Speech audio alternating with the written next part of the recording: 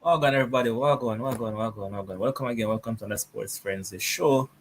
And as you know, I'm your host Levon, and I trust I know that it has been a wonderful weekend and you guys have enjoyed it. Well, right, I know dentist probably have to see me because my teeth then get kicked right home and I have not yet left. I so go me there house to show with. But guess what? Life goes on and I just saw the things set, man. But yeah, a weekend that was filled with action, a lot of action in the EPL and all of that stuff. And we're here once again, man, from CS on a Monday. You know what time it is. And we're here to break it down. And guess what? If a man was being away for a bit, he should have been here Friday, but he got caught up. But here is once again. Without further ado, the man that people love more because of his controversy, but the man say, yo, don't know some of the controversy this season. This season mean business.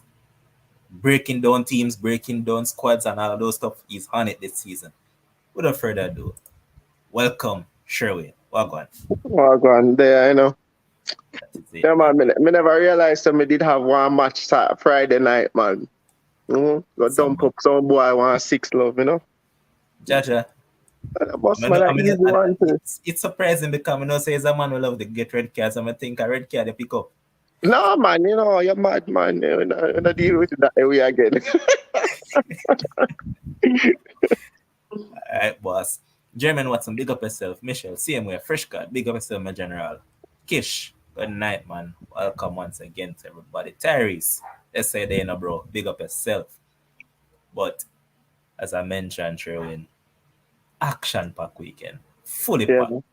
But before we get into it, 20 people on the stream, drop a like as a giant. Like up the stream and subscribe.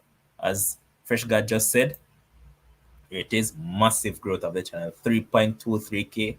Thanks for your support, man. We appreciate it. But hear what? Football people don't need to build up the thing more. Tracks people into them thing. Now a few on the time. And let's just go ahead and big up our sponsor as well. Let's Care Medical, Let's Care Optical. Remember, visit them 3 branches. Manchester, Mandeville, over there in Santa Cruz, and also in Montego Bay.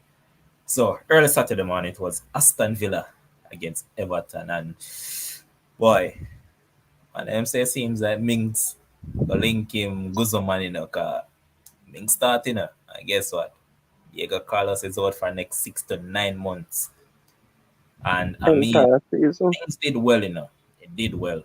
After say that, man, he did pretty well. And Kems himself said it best. No Mings equals no wins. But here it was, Mings, Ings, win. You get it? Mings, Ings, and there was the W for Aston Villa. So they picked up a very good victory. They did need it, and they got it over Everton team. I mean, Everton was just flat in a sense, even though they decided that they were going to make a match of it in the last 10 minutes. Onana did well on his debut. Well, he was the one who gave away one of the goals because he gave away the ball in the midfield, and Aston Villa went on. But I look at these two teams and Aston Villa themselves. I mean, Steven Gerrard is someone that is under scrutiny right now. And he came up against another man in Frank Lampard who's also being scrutinized. So how much will this do for Gerrard going forward?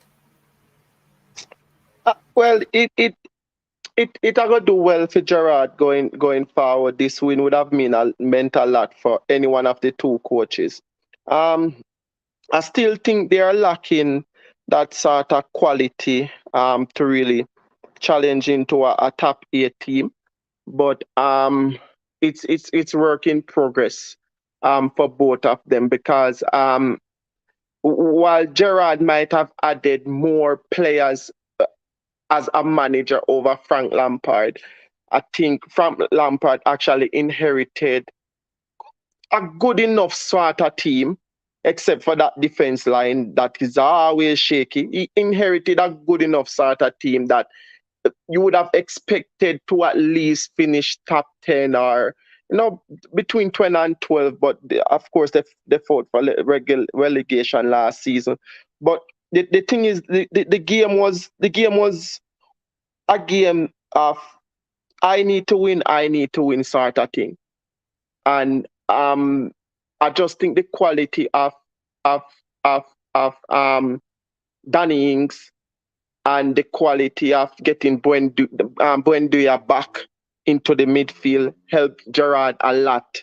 That goal was top quality from Danny Ings, really top quality.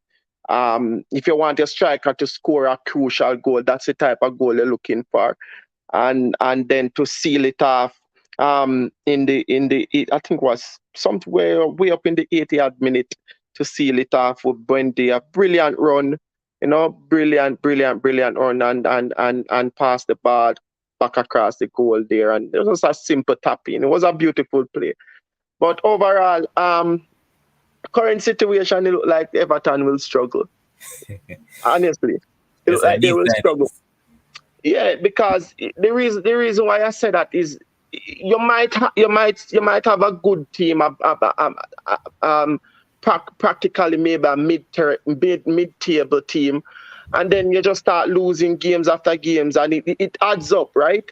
And it breaks confidence, especially you go up against a Steven Gerrard, who you are going to say within yourself and say to your players, all right, if we're going to challenge somebody, it's going to be a Aston Villa type of thing, right? These are the guys we're going to challenge, so we have to come out on top with in these games, and that didn't happen. So that will break confidence for them. The game is the season is still young, but we'll see where it goes from there for them. I'm partially concerned about this Everton team, though. I don't think they will do as well as persons might think they will.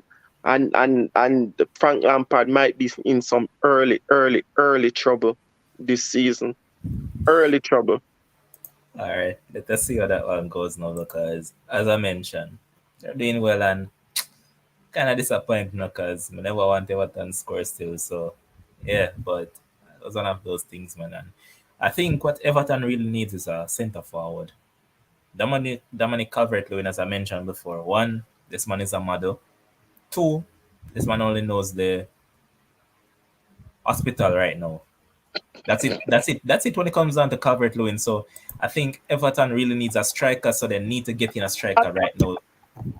yeah, I think they might also need a centre back. I think they need a left winger, and they need a centre back, and also a midfielder. I think they need to make But three they've gotten a signings. midfielder in Onana, so that's a good signing for them. Well, yeah, good But signing, but they still need to try and come close to replacing Richardson, right? yeah, So and as I said, that defense line will not make it through this Premier League season. all right. It will not. It will make it up to World Cup, and that's it. Welcome, Sir Shakes. Wagon. Yeah, man, I'm here. All right. Anything you want to say about this Villa game before we move on? For the Aston Villa Everton game, you know the billing in terms of really Gerrard versus Lampard. Um, Most people won't be surprised because I believe that Villa just has the better team right now. Um, if you really think about it, the Everton team is still in disarray when Yep. you really look on it. Um, I still think they need something around the back, probably two players around the back, to solidify them leaking goals because that's what they've been doing since last season, leaking goals. Bones just mentioned it where Richarlison, he needs to be replaced. Calvert Lewin, can he stay fit No. throughout the Bro, I season? said the man is a model, brother. The man is not a football anymore. Yeah, so you know when you have that sort of challenge, right, in terms of key areas of the field, and clearly you need to score goals to win a game, and you need to not concede to either draw and remain in a game, right? Mm-hmm. So that for me are the two most essential areas, way ahead of the midfield, and they are lacking in that department. So clearly, you can't really expect anything of them. As Bone say, what? And he's giving them until November, Mm-hmm. end of November, basically, for everything to fall apart. Well, they're gonna have to act fast in terms of in the transfer window. One thing I would do if I were Everton, simple. Chelsea want Anthony Gordon for 60 million, sell him and try buy two players and put some money in it and probably get three players at that. So that you can at least try to solidify the team in terms of trying to finish mid-table at best. But Because I heard them say that money is not their issue. who, Everton? Well, you see, I think for some strange reason, I don't think footballers right now have been really setting the world alight in terms of, and I'm not talking about top target or top talents, right? I'm just talking in terms of, I would go out and go and buy that.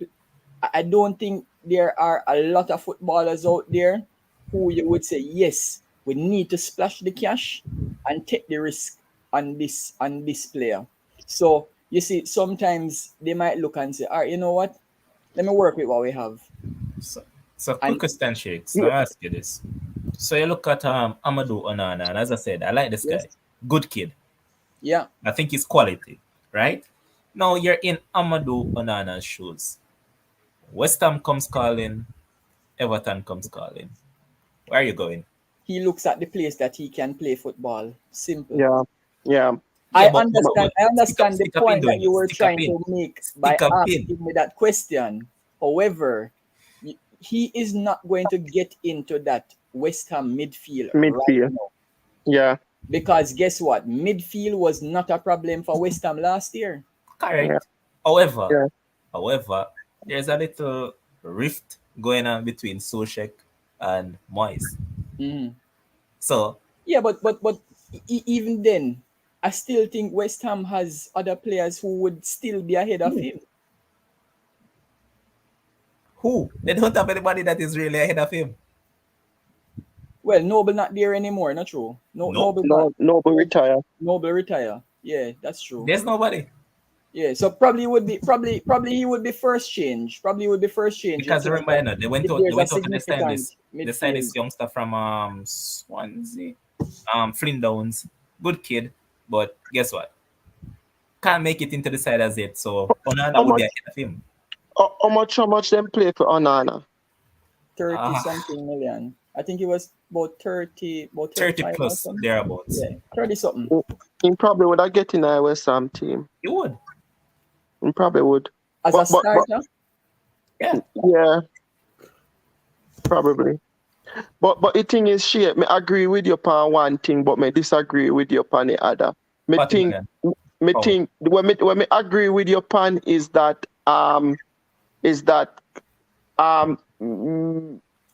clubs nowadays probably looking out there in the market and say they will spend the money. For me, they will spend the money. They will go out and buy a player. But me not think them a take the risk. You're agreeing with my point. Well, me I agree with you, yeah. Okay, me not think them a take the risk for real, as what you say. So you're disagreeing with now. No, sorry, I agree if you say me agree with you. Because here what happen now. And like them club and have no money. They have the money. Zine, especially the English club. They're full of money. Especially for their money they will then get back from TV rights at the end of the season. Yes, Zine, they have money, but to find the top quality they will them want. Because when you look for top team Manchester United to bottom place team Manchester United, the quality are different. You understand what I said? The quality that is needed. Top team Manchester City. City. You said Man U 2 times. No, I said Manchester City. First time. All right, Manchester City. So first place team, Manchester City. Last place team, Manchester United. Manchester United, I go look for how me can fix this kind of business right now, a feel good type of business. How me can get some business done in the next 3 weeks to see if me can start win some game. You So understand? you are going to bones, and this may have to say that in regards to what you and Shakes have said. I think most of these scouts are lazy. If they're Yeah, good they're enough, lazy too. they'll We try to know spot that. these talents. They It will. can't be. Listen, It it's a can't be. number of It can't be factors. lazy, Levon. Can't be Listen. laziness. No, me All right. agree. So what are you saying is that the scouts are doing their work. It's just that the clubs All right, aren't willing to take the punt on Levon. the players. Levon, let's think about it. All right, probably we can find probably like 10 top young talents around the world, right? About 10, Mm-hmm. right? And when I say in terms of 10, meaning that these persons are not necessarily cemented in their clubs, right? Right. So you could probably find about 10 top talent. But outside of that, what is there? Everything else would be, oh, take a chance, take a risk. Mm. It might pay off, it might not. I believe that probably 5, 10 years ago, and I could be wrong, because I've never really done the research, but I'm just thinking about it since we're talking here. And I'm like, but there isn't really much out there because, as Bone say, the clubs have the money. They are willing to spend, right? But it's just in terms of, because, all right, even Onana, they were fighting over him. So it's not that one club have the money and one doesn't, which used to be the first time thing, because Right. once you just outbid somebody, you just can't compete. However, if there was another suitable replacement who could come into like West Ham, but I don't believe that is because of laziness on the scouts' part why they can't find somebody that would be decent enough to come But in actually, and be actually, But but but but West Ham got rejected by someone else that they wanted. The same kid from Sporting, Matheus Nunes, yeah. Well, he didn't want to come to West West Ham. Ham. Man saying Yeah, but not but come he West Ham, didn't but want to it's come. kind of weird, because just think about it. Well, in a sense, yeah, in a sense, no, because probably he wants to stick to his Portuguese roots. But how is it that he's on the cusp of signing for Wolves, yet he rejected West Ham? Because sometimes when you're a young person, right? You're going somewhere for the first time. You want to go with your friends rather than strangers, Fair. right? And Wolves have that little Portuguese link. And if he is thinking, Portugal FC, yeah. yeah, if he's thinking about his future, then he would basically be looking at Wolves as a stepping stone. Whereas he could view West Ham as, boy, if I don't big stadium, rich history, if I don't do well, boy, them going to slaughter me and I'm going to end up in no man's land. So Truth.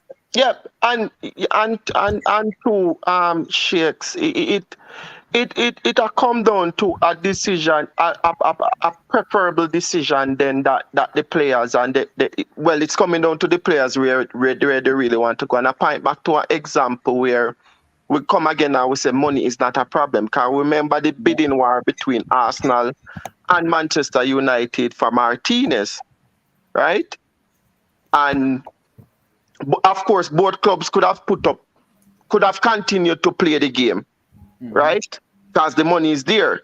But at the end of the day, the player chose a manager who he trusted with his career. Yeah. It's not Manchester United he chose. correct. It's not Manchester United he chose. He chose a coach that he trusted with his career. So what I'm trying to say is that at the end of the day, I think when you talk about the practically 10 players out there who are not tied. That's what I said, right? Not tied. Yeah, not cemented in their clubs, Not cemented where in they would basically have that possibility of moving yeah, with the of right moving. opportunity. Right. So the final decision I come down to them because as I said, Levan, if as a player, would I look upon the progress of West Ham versus the progress of Wolves and say, okay, well, West Ham look more progressive than Wolves right now. So would have joined them. You get what me I say? But then at the end of the day, me join Wolves because our sheiks now say because me want to follow my friend them. You get what me I say? Yeah. So it a come right down to all of that. It's not one time where a man put up $50 million for a baller and you know you get him. Yes. Yeah. But Then there's the done. big up IKIC people. Gideon, big up yourself same way, bro.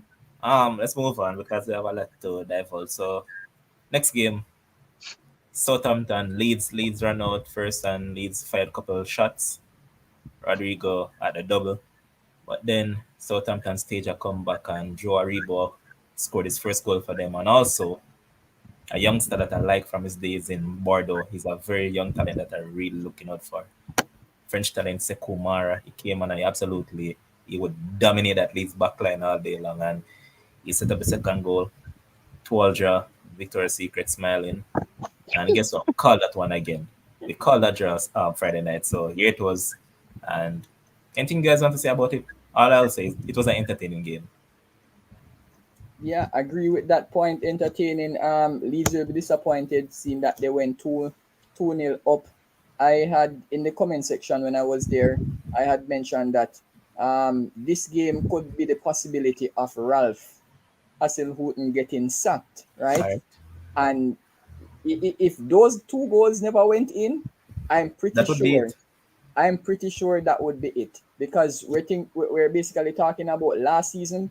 And when we say last season, way up in January, or must say December, come all the way down to now, right?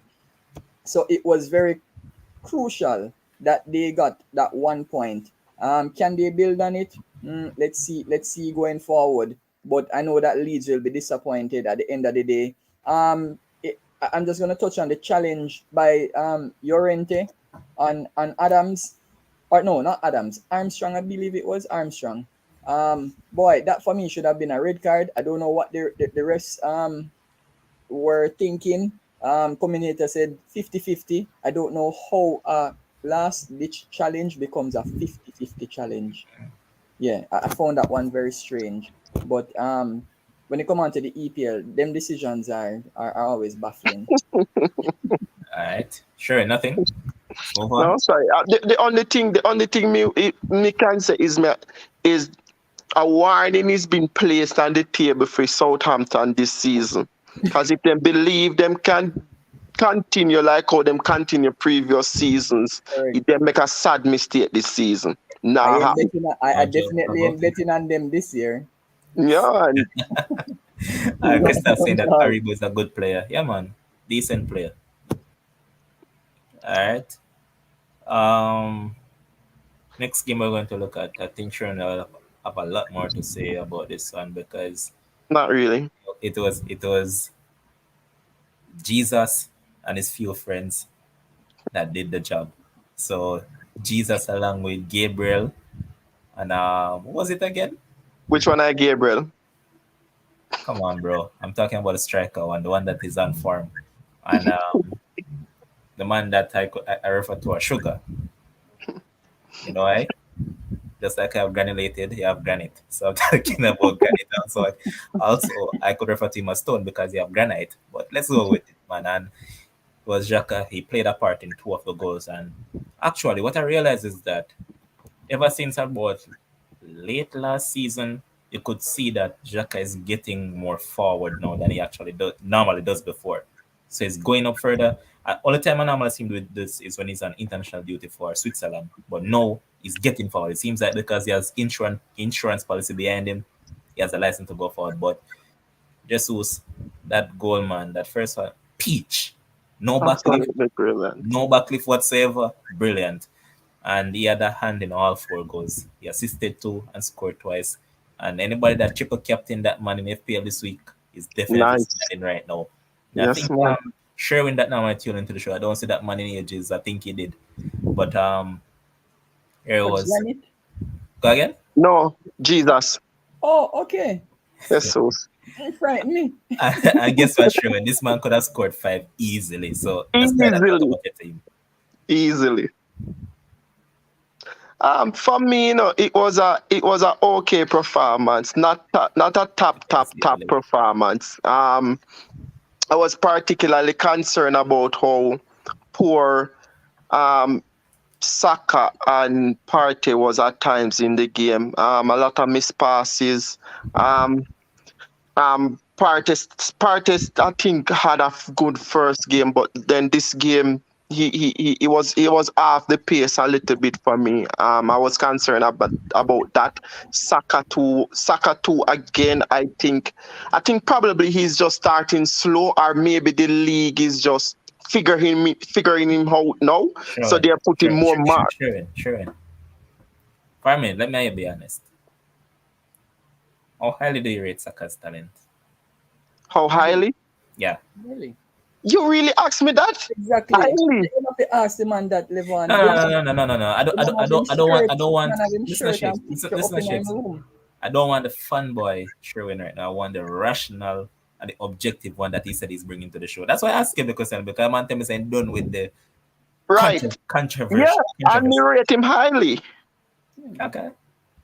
And hence the reason why you can't go back on every single show when me ever depend and talk about Saka, and I never criticize him until this one. Never criticize him. I think him the poor for the last 2 games. Yeah, in score versus Crystal Palace, but in the poor. Even preseason he has been. Yeah, in just normal, like, and make me really concerned about it. But oh well. But yeah, Darwin. as why not tap me enough to go and ask a question? No, quick question. And no, because I don't want to move off Saka a little bit. Yeah. Quick question. Is he highly skilled? Not highly skilled. He's not a Foden or one of those guys. So you see, once pace is not really working for him, they're gonna look very average. Yeah. And me don't know if no other Arsenal fans are person will sit down with interest and watch the Arsenal game. Them really I see it, but that's how me I see over the past 2 games pertaining to Saka. And as me say, it concerning. But then again, I think Arsenal did some really good business in the transfer window. It's not great top of the class business, but they brought in 2 players that people say Arteta players. Yes, but listen the thing now. I'm coming never get a chance to address this now. People are say, oh, Arsenal go buy City bench players. Yes, we buy City bench players. City bench players will help them win the league last season, right? 2 of them scoring pan it. No, Jesus never scored. Jesus never scored on the last day. But before that, him helped them during important game. The man from Ukraine. He was clutching a lot of games for City last season. Zinchenko. Yeah, the man from Ukraine captain.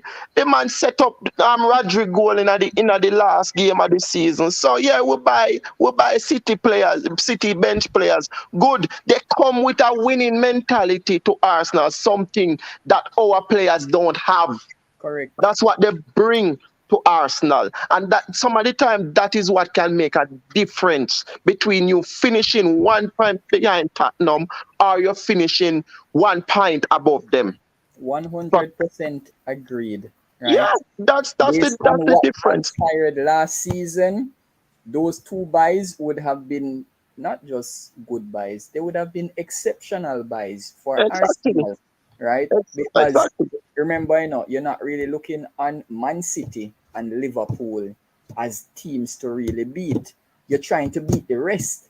So right. if you get those quality players from Man City, even if you want to say they are not the top quality at Man City, but guess what? They are pretty good for how they performed at Man City. So when you drop them down to Arsenal level, if they went to Chelsea, if they went to Tottenham, if they came to Manchester United, it would be the same thing. You would say, oh, but that is an exception, because really and truly, take away Man City out of it. All right, everybody else is way down. So this comment on the screen. So here's Sasuga's result saying that Jesus can talk to Saka about Champions League pressure. Zingy can help our midfield and our transitions. That is true. Which is true, and a point out something. Since Zinko came into the team, Zin, that freedom that you were that you were talking about, Levan with Xhaka. And him a give Xhaka that freedom, because how Arteta have them playing now is that every time Arsenal is going forward, if you realize Zinco drop into the middle of the park, Xhaka drop outside. It's Yeah. just something that they work And that's how the top teams play right now. yeah, that's how the We call top teams it are playing. introverted fullbacks. And not only that, you guys we need to remember Arteta was coaching Pep, with Pep. Pep Yep. right hand So, man. so guess what? You see, and listen, people might laugh at what I'm about to say, but listen, you see, if Arsenal are very smart, it's been what 2004. It's almost 20 years Right. since we have won. You see, Pep when become tired of just winning the league with Man City, right? Right. And I know that if he wins a Champions League with Man City, he's just gonna leave because that would be the pinnacle for him. Because talk has always been that's what he has failed to achieve with Man City. So Mm-hmm. if you are Arsenal and you have gone almost as 2 decades a score of not being good. It's simple. The moment Man City drop them level, the moment Liverpool drop them level, you need to be the team that is waiting in the wings to The just fly phones. to the top. And that's Yeah. why I'm saying people might scoff at what I'm saying, but guess what? Arsenal with Arteta and those young players are the best positioned club if those two fall off And between thinking about it, now and 2025. thinking about it, you know that I think it was earlier on today or yesterday. I was looking at it. Arsenal's oldest player is 30 years old. Xhaka. Nope, Right? Party. nope. Who? He's El a Neni. fullback. The right back. Cedric Suarez. Cedric. Yes. He's the oldest in your team, so could be Yeah. onto something, man. I like what they're doing, and they're actually playing good football. Can't go on that. Yes. They're playing good Yeah. football, and Shakes, you just made a good point because I turned into us now show still that, but No, but they're, but I, they- I've, they're, I've they're the made best. up They're the best assessment. place right now in terms of they have been to the rough times. They have been on there, been at the lowest of the lowest, just like our clubs as find themselves right at the foot of the table. Till people say True. relegation, right? Exactly. Now being so low, you take your time, you realize what you're about. And what I like what the man did was that man said, yo, you on a part of my side to Aubameyang, say same thing to Ozil and then run with them. Thank you. That's a Mm-hmm. coach that knows what he's That's a about. man that has a vision and a plan. Correct. Mm-hmm. And no matter what, he's willing to stick by it regardless of the results that come up on the day. Because your ultimate goal. Yeah. Mm-hmm. Mm-hmm. But Trevor, big up your side, my side look good, brother. Yeah, me still think we're 4 players short still, but it is what it is. For now. Me still think we're 4 players short. But the Leicester versus Arsenal game was always going to have a lot of goals in it. Um, it was always going to have a lot of goals in it, and Vardy try a little thing, but he forgot to say VAR the boat, But it was a beauty. It was a good game. I think Brendan Rodgers started the game playing 3-5-2 and then switched it afterwards when he realized it wasn't working in the second half. And they came out actually brighter second half. Got got two decent enough goals. Um, got two decent enough goals. You like him team. Unfortunately, let me tell you this for now. Mark it to the day, the 15th of August. Saliba will be voted the best young defender in the 2022-23 Premier League season. Let me tell you that for now. Write it down, save the video, screen, I don't record, need to clip it or everything. anything. Brother, remember that after I read this man, I remember some used to cuss out Arteta and say, why mad this late? So I don't know what you're on about. True, man. Why is this man on my stream eating? Who does that? It seems like he's still asleep, man. You need to wake up, fam. Alright, hear what? Hear what I suggest? Just go wash your face and come back. Go on and Already, come. already, man. Damn. Alright. But hear what? Move on. because there's not much to talk about for these games. So Brighton, Newcastle, 0-0 draw again. One that we predicted, another Victoria's Secret. Anyone can take it on. I'll just add this. Brighton.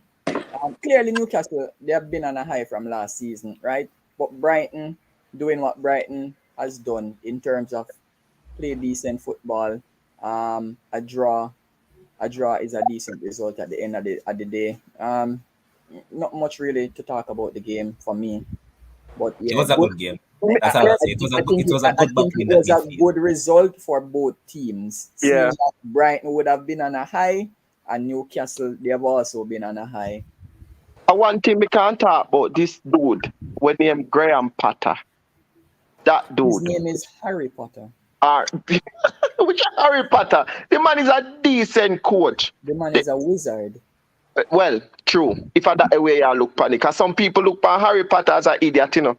Oh no. Anyways, the man is a when you look pan the players them when him lose.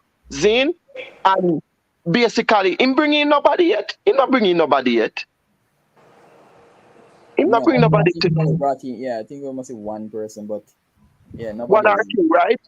When you look pan him with the He's man, brought in a youngster. I think his name is nobody into Jeremy the starting. Sarmiento and Neil Maupay. And Neil Maupay was signed, not Neil Maupay, what the hell am I talking? Dennis Under. Dennis and Under, the number 21 on the bench. yeah, and then you look pan him lose Bosim, I'm lose him left back, me can't pronounce his You name. keep on telling say Tuchel and Bissouma is not really a loss for them, brother. I'm telling you, man, have ready make replacement and think a joke that make. Them have ready replacement, but were are these replacement of the same quality? They have room to be better. All right, they have room to be better. This guy say the youth Mm-hmm. by next year, I'll look on a man for at least 100 million. Just watch. Mm-hmm. But the thing is, what me I said, the man still have the team play at a very high quality, very high quality. Sure, that's always been no matter who playing. Remember, for majority of recently concluded season when Bissouma was out on the allegations, Yeah. not change. He brought in Moda, same thing. Azate, same thing. The style of play never changed one bit. Mm-hmm. Mm-hmm. He has a philosophy, and he sticks to it. Even when they are losing, he sticks to it, right? And guess what? You see, people need to be realistic. It's Brighton, guys. Brighton. Think about it. Brighton. Brighton is a word that we normally write and say, "Oh, let's brighten up our day," Mm-hmm. right? That's what we grew up writing. All things bright and beautiful. Exactly, right? So the mere fact that Brighton is basically a staple in the Premier League right now, that's good enough for them, right? True. Even if you want to get up and say, "Oh, but he plays fancy football at times. Why him lose so many games sometimes?" But guess what? You still have to be realistic. Think about the talent that he has, man for man. If it were any other person with those players, you would have said, "But hold on, but this team automatically are gonna be relegated." Right. Because really and truly, if you run through the team right now, how many players from Brighton are you taking to go to another team? Not much, really. Exactly. So he's working wonders with what he has. Yeah. True. But let's kick it because I really have something I really want to get forward to. So, what better way to just introduce Kem? So, welcome, boss man. And boy, me and you cuss over the weekend. Wicked. No over this match, you know. Which man? You, boy, Mitrovic. And the woman, Bucky, man. Brother, I sit down nice pan piece of money in a boy. All the man had to do was just simply score. That's it. And I like say Bambi score, I just wanted one goal in the game and that was it. No matter who scored, just score a goal. I mean, nice. So the man bust your ticket. Brother, not just busting, the man bust up my ticket. Nice piece of food, but can you have anything to say about this one? Look, right now, I don't want to talk smack about this stuff. Honestly, I don't really have much to say about it, you know. Tough game, brother, because I don't know. Like on the live, honestly, with the whole Mitrovic situation on the live bit, me really catch a game for him, I see. 0-0, 60 minutes, I said, boy, one of them team are must score. Must. You know what I mean? Just, so gambling good at it. It's hurt still. It's not gambling, Kems. It's sports betting. There's a gambling with bingo and them thing there. Yeah, man. It's a sports betting, People consider it as gambling, say, well, man. But I know. But, the fancy term. My thing is, I would have prefer if the game just continued boring, no penalty, no nothing, and we lose the way there, then would have been like, all right.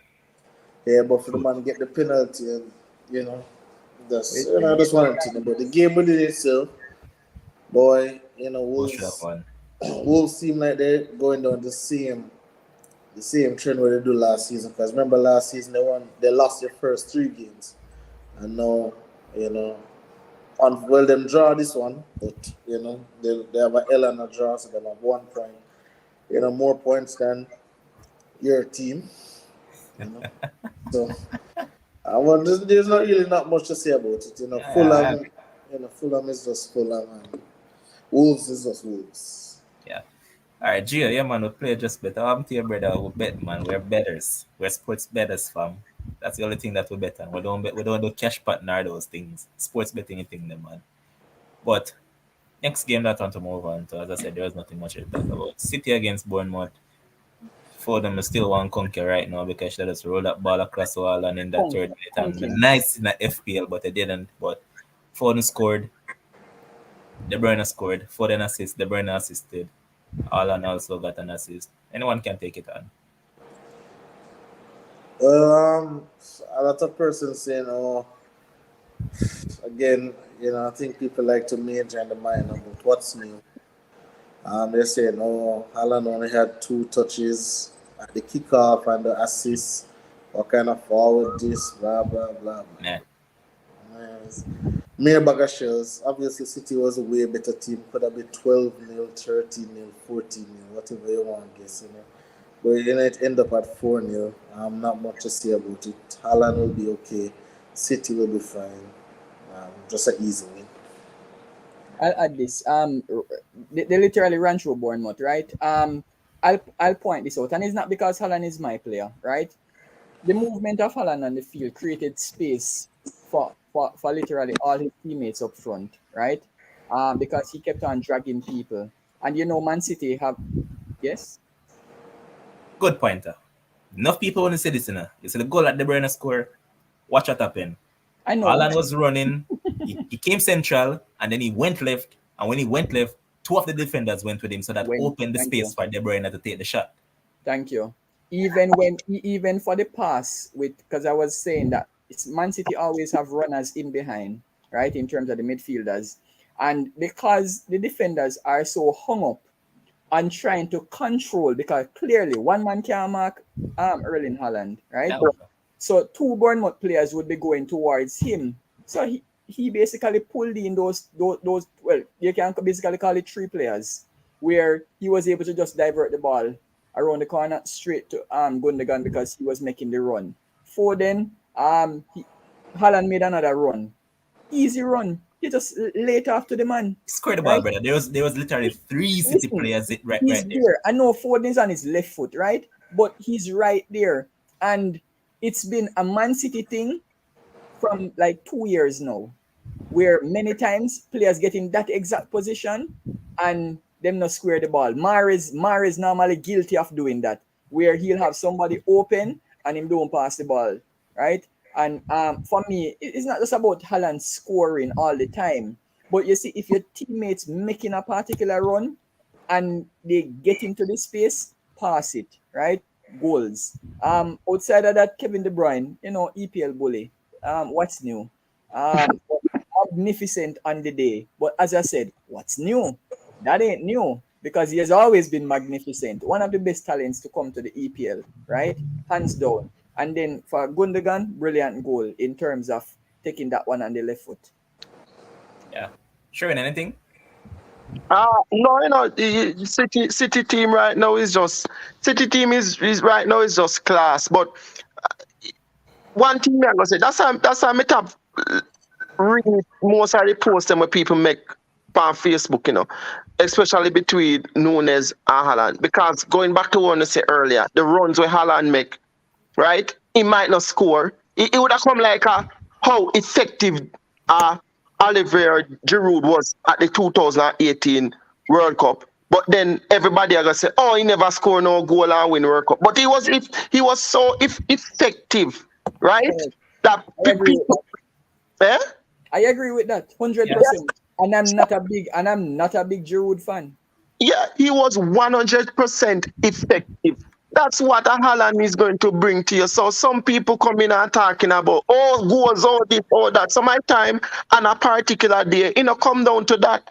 It might come down to a 1-0 where them need to win, and it's just that space when open up for one midfielder to go through and score a goal. So Sherwin, let's not get it twisted though. Haaland did get chances to score, and he definitely right. So while we can say all the good and dandy, they Should have scored. They bought one of the main reasons. Listen, anybody playing that number 9 position going quote unquote create space. Once City playing, they're going to create space and do this and do that, right? But one of the main reasons he was brought there was to score goals. No two ways about it, and score a lot of goals, right? And he missed some easy goals. He missed some goals where I'd say he missed at least 2 clear cut chances. Remember one where the ball bubbled off his foot and then went to the keeper. Yeah. It actually happened twice, if I'm remembering correctly. Yeah, and then I think the one that hit the post hit the crossbar as well. Yeah, the striker of his quality need to score those goals. So yeah, and listen, we can look at the Bournemouth and all those things. Listen, they never buy Haaland for win a Bournemouth game, right? They buy Haaland when he's in the Champions League, when it's time to find that goal. So you can't come up with them fluxy and say, "Oh well, guess what? Him create a million space of it." No, we don't want to hear that at that point. At that point in time, we want you to find the back of the net. So it's all good and dandy now. But when the Champions League against quote-unquote Real Madrid, against probably a PSG, against obviously against a kryptonite, a Liverpool team, who knows? Can I add this to what Kim said? Because he's mentioning the Champions League, Haaland, and making it count. Manchester City are always slow starters. Truth. They have not started slow this year. Truth. Right? Your midfield is up to scratch. Yeah, man, Kems. They normally start of the season. Basically grinding they normally play in catch up and scoreline like those. Remember, Kems, they normally go on a 15-game win streak. They normally go on a 13-game win streak. That is when they normally move to the top. But they're under Pep. They are slow starters. They are right there at the top right now, right? And if you think about it, really and truly, the only thing that's not clicking for them right now is their forward line. Clearly, when they play more games, what you think going to happen? Because throughout the season, Manchester City's midfield has never ever been the problem in terms of dropping throughout a season, whether in the EPL or in the Champions League. It's not the midfield that normally let them down, right?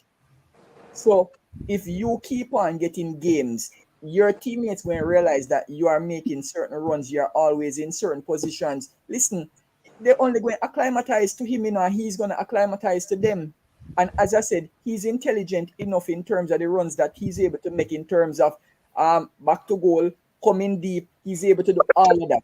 He's a multifunctional and multifaceted center forward / striker / forward, right? He has all of that in his game. So really and truly, I might have Haaland to score 40 goals. But listen, really and truly, if Pep get 30 goals from Haaland and him win the Champions League, you'll be smiling. I'm not sure how 2 games played, just simple 2.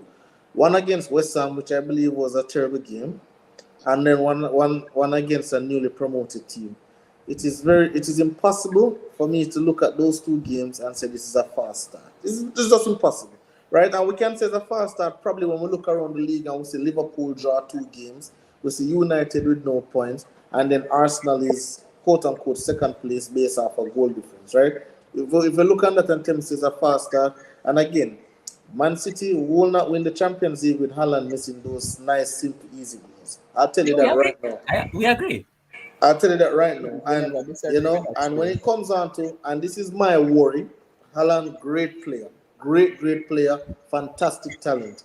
My thing is, when it matters most, and you guys can He probably has go back to the 15 goals. tape He and has show me. 15 goals in the Champions League out Yeah, of what does that 13 have to do with it? games. What? Listen, you could have 1,000,000 goals in the Champions League. When it matters most, when it's zooming on you, when it's me and you, let's Yeah, but go. he has always scored. He has always been the Okay, scorer well, for his BVB team. He has one of the best goal ratios in the history of the Champions League. And what? And where Dortmund go in the Champions League? But hold on, but is him alone? Is him alone, Kems? Different quality. What you Kem, mean? Is Kem, him Kem, Kem, alone? Kem, guess what Is though, him Kems? alone? No, No, hold on a second, come on. Kems. Different quality. So Kems, here's the Come on, difference. Kems. BVB might have a forward line, but guess what BVB doesn't have? No Defense. midfield. I remember saying a No regular defense. custom about it. I think they got on them by Slotterbeck, them by Nicolas Sula and all those guys because they have no defense. So realize Exactly. that. Look at Sporting. Remember when Sporting catch BVB last season? I think a 4 It was they a dropped on them. high scoring game. Yeah, Ajax catch them the same. About 5 Ajax drop on BVB. Yes. Why? They don't have a backline. Sporting. BVB's problem, Kems, has never been scoring. It was No. always defense ever since Mats Hummels come back from Bayern Yep. to BVB. Boss, I'm going to tell you again. This Holland person, I've watched him and I've watched this man flux easy chances after easy chances. And I'm saying, don't show me against West Ham. Don't show me against Bournemouth. I'm not impressed with it. When it come up against the Real Madrid, the top teams, when we need a goal, when it's 0-0 going down to the nitty-gritty, and I need my number 9, Holland, to show up, that is when I want to see him. Him a That go is when I show. want to see And, him. and I'm telling you, Kems, he will show up. Him a go show. And I'm telling you, he's already there. He's just waiting for the date to come. Because I mean, Kems, this is a guy that playing for BVB. He scored almost every time they played against the biggest team in Germany. yes, Yeah, but remember, listen, I which team we see Bayern win 6-3, 6-4. Come on, let us not act like Bayern is a team we're gonna shut it out now. Bayern has I think they concede. I don't remember which one of them. I think it was Freiburg and one of those teams. How often do they? Bayern conceded a lot of times. Often do they? Worse last season. Up until last season. All right, go back to the season before that. The season before that, how often did they? Well, I don't know. I can't give you Exactly. direct things right now. But I'm just saying, when I was watching Bayern again, when we talk about big teams, when we talk about separating yourself from the rest, I don't think Bayern Bayern will outscore you 6-4, 6 this, 6 that. But what I'm saying is that again, and I don't want to switch it to a Bayern conversation. All I'm saying is that Haaland, great player, don't take We're there now. We're there now. So Kim, let me give you let me educate you a bit about this. You see, Bayern under Flick hardly conceded. yep. I say hardly, I mean hardly conceded. I think one season they went conceding, I think was 15 goals they conceded for the entire season. Remember Flick is not the injuries. Probably people would have said Bayern would have won that Champions League if it was for key injuries that year, for that last year with Hansi Flick. Shoulda, coulda, woulda, but they didn't. But you know what? I agree with you. I just want to see big again. Yep, against the Real Madrid. Again, when the game get tight, that's all I want to see. That is when I want Haaland to show up and show me what he's all about. And I'll wait for it.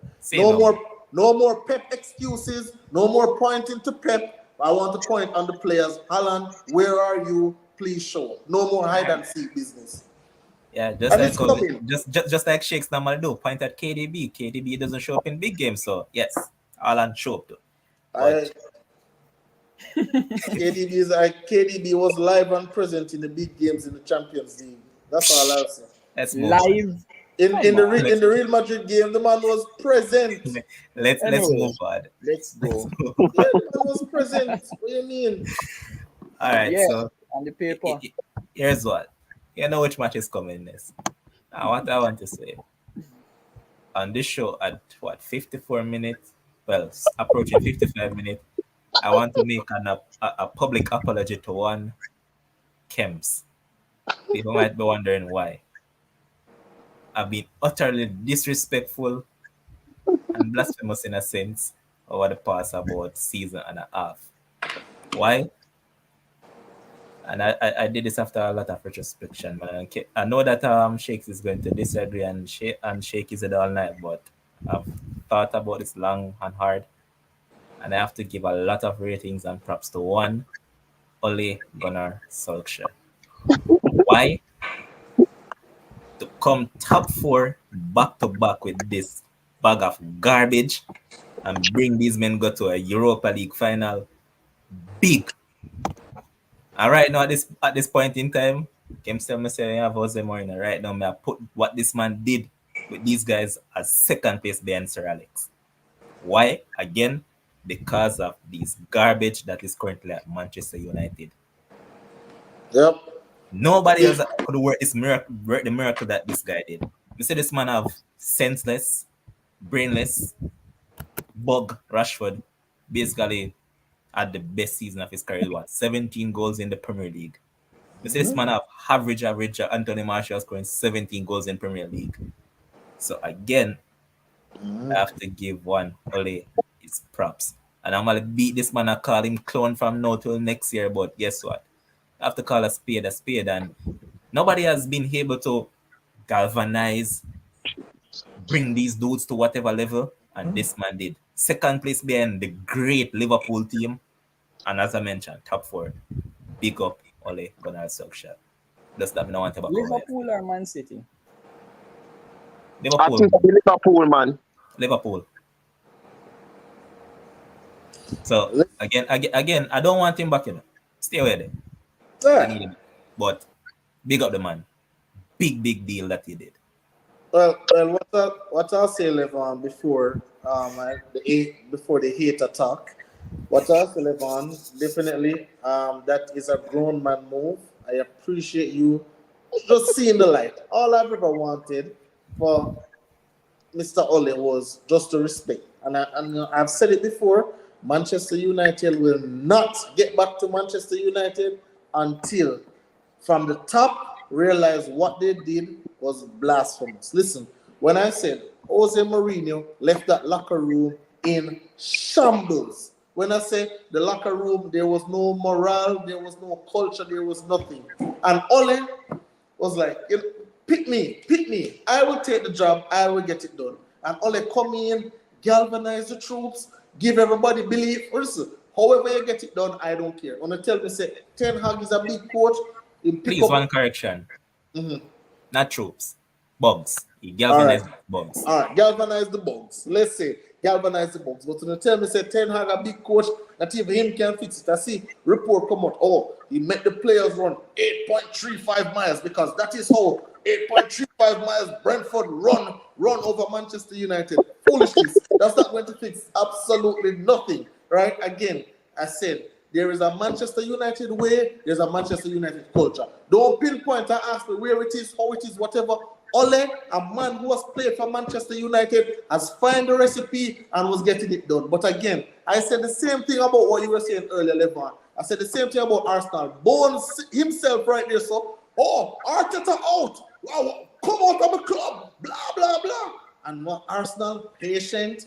Difference. There's a difference. No. There's a difference. Guess what? He's above Arteta at Arsenal, someone who understands football. Yeah. At United, who was above Ole? Clones. Yeah, when name let's remember literal clones. I don't even remember him. Clown. Yeah, I'm the director. But the thing is, the level one again. When Arsenal miss Europe, oh boy, get out. But no, give him a chance. A few bad results, all I get. Oh God, what kind of Manchester United? Oh, feel good.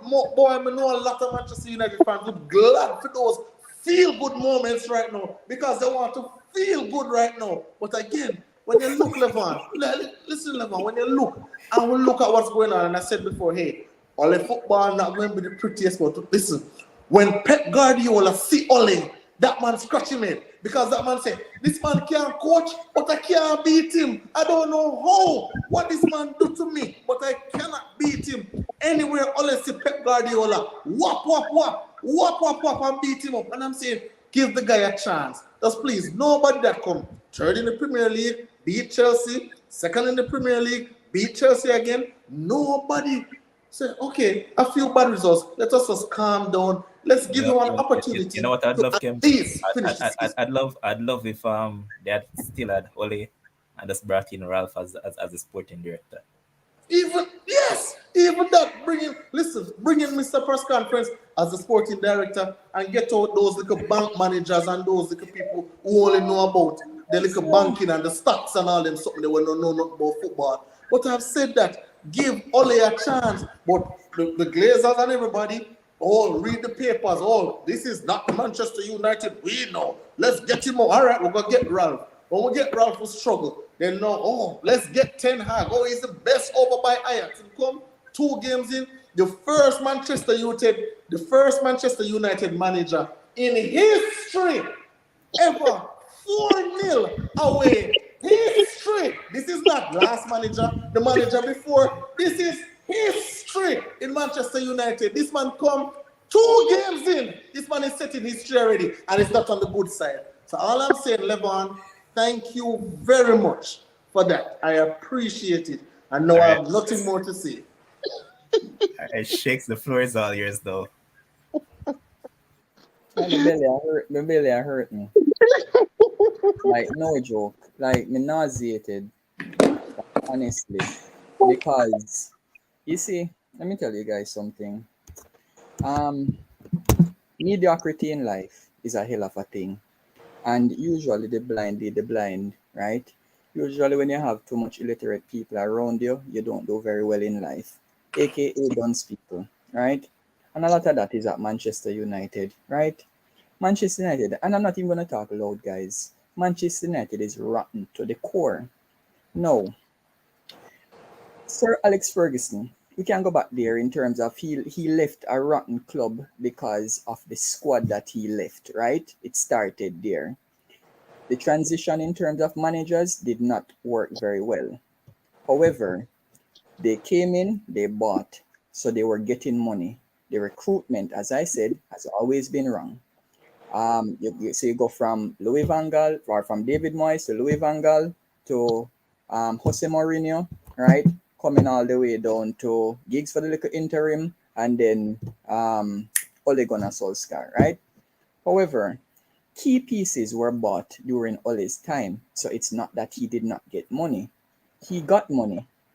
And he bought a lot of these players that are there right now. Now, getting these players in, Ole was able to embolden these same trash players that you are calling trash. Well, you don't call them trash now. You call them bugs, right? I remember, whole of last season, me call them cones. Year before, I still used to call them cones, right? So they have been cones for almost 3 seasons for me, right? Bugs for you now, right? They have been cones for me for a very long time. People used to ask me, which players you rate at Manchester United? You couldn't get a name from me. You couldn't get a name, right? Because I didn't see where anything was there where I could literally pinpoint and say, okay, this is the way forward because this player is moving my club in a particular direction forward. There was no forward movement. I used to come on and say, individual brilliance. People might argue and say, but they're on the field. But guess what? There were so many times when we were down in a game. I'm going to cut you. But I'm gonna say I don't mean to cut you or anything, but I am cutting you. So yes. All right. Let's go back to that individual brilliance argument. Yes. So my thing is that you said they're cones. Levon, you couldn't let me finish my little salvo and then just jot it down, right? Individual brilliance, right? So there was a lot of that, and we used to come back in games, right? We used to if we were drawing, we used to get some little nice wins, right? I used to call them feel good moments because guess what? That's what it was, right? At the end of the day, I used to ask all the Manchester United fans, tell me when last you watch a Manchester United game and you have been satisfied by the performance. If anybody tell me that they've been satisfied about a game over the last 10 years, you are liars. Me can say that hands down. For the last 10 years, 1 decade, if somebody can tell me one game that they have been 100% satisfied with the football they have seen, right? Me pay you. Me literally pay you. If you can tell me that game, and prove to me that game was satisfying, right? Because listen, it's not just about winning, but it's about consistency and winning in the right way. We used to talk about the players being inconsistent, but guess what? The results were also inconsistent. Right. And as I said, you embolden these players who we are now calling trash and bugs. As I said, I used to call them cones. You used to give a man a high five for getting a red card in a game. When you're trying to come back in a game, you're getting a red card and you're giving the man a high five. So if you can give a man a high five, it clearly means that they're not going to take you serious, because really and truly, you are not the employer, you know. You are not really the employer. All that man came. So You are not really the employer, right? You have somebody who is above you, who really and truly, if you are, we are here now, Levon, and we are all getting the same paycheck, whether or not Kim's talk much, you know, Sherwin talk more, me talk more, or you talk more. All of us getting a decent paycheck regardless of what we do, because that's the contract that we have signed, right? So if you want to point to up top, no problem. Give them some of the blame, right? But as I said, the manager and managers were the ones that recruited the players to come in. You gave them the green light. You basically turned them into prima donnas at the end of the day. Think about it now. Eric Ten Hag comes in. He is, and anybody can agree. And if you want to disagree. But once again, you're lying to yourself. It is so obvious that Eric Ten Hag would want to dash with all of them rocks here. Literally. It is so evident. And now me I got talk loud. It is so damn evident that he would literally open the toilet and throw them down in there. Like how you throw Jays down in the pit latrine. Right? That is what he would want to do. But guess what? He's not able to do it. And guess what? You see, because especially in the EPL, the kind of really happen at many clubs around the world, you know, is really in the EPL. You see, when your dressing room get up and go against you, it's not the players that get sacked. It's the manager that gets sacked, right? So he would want to flush them down the toilet and get in new people. But guess what? He can't do all of that overnight. So he's trying to work with what he has. I look at that game and I look at the two games, and it is so evident that the players are, and listen, it's not even just about the result at the end of the day. It is just the desire and the will that they have on the field.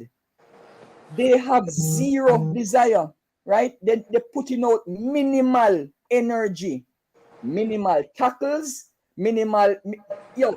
listen, some of the passes that they're making, you're wondering why on God's earth they're making those passes. I can point to this.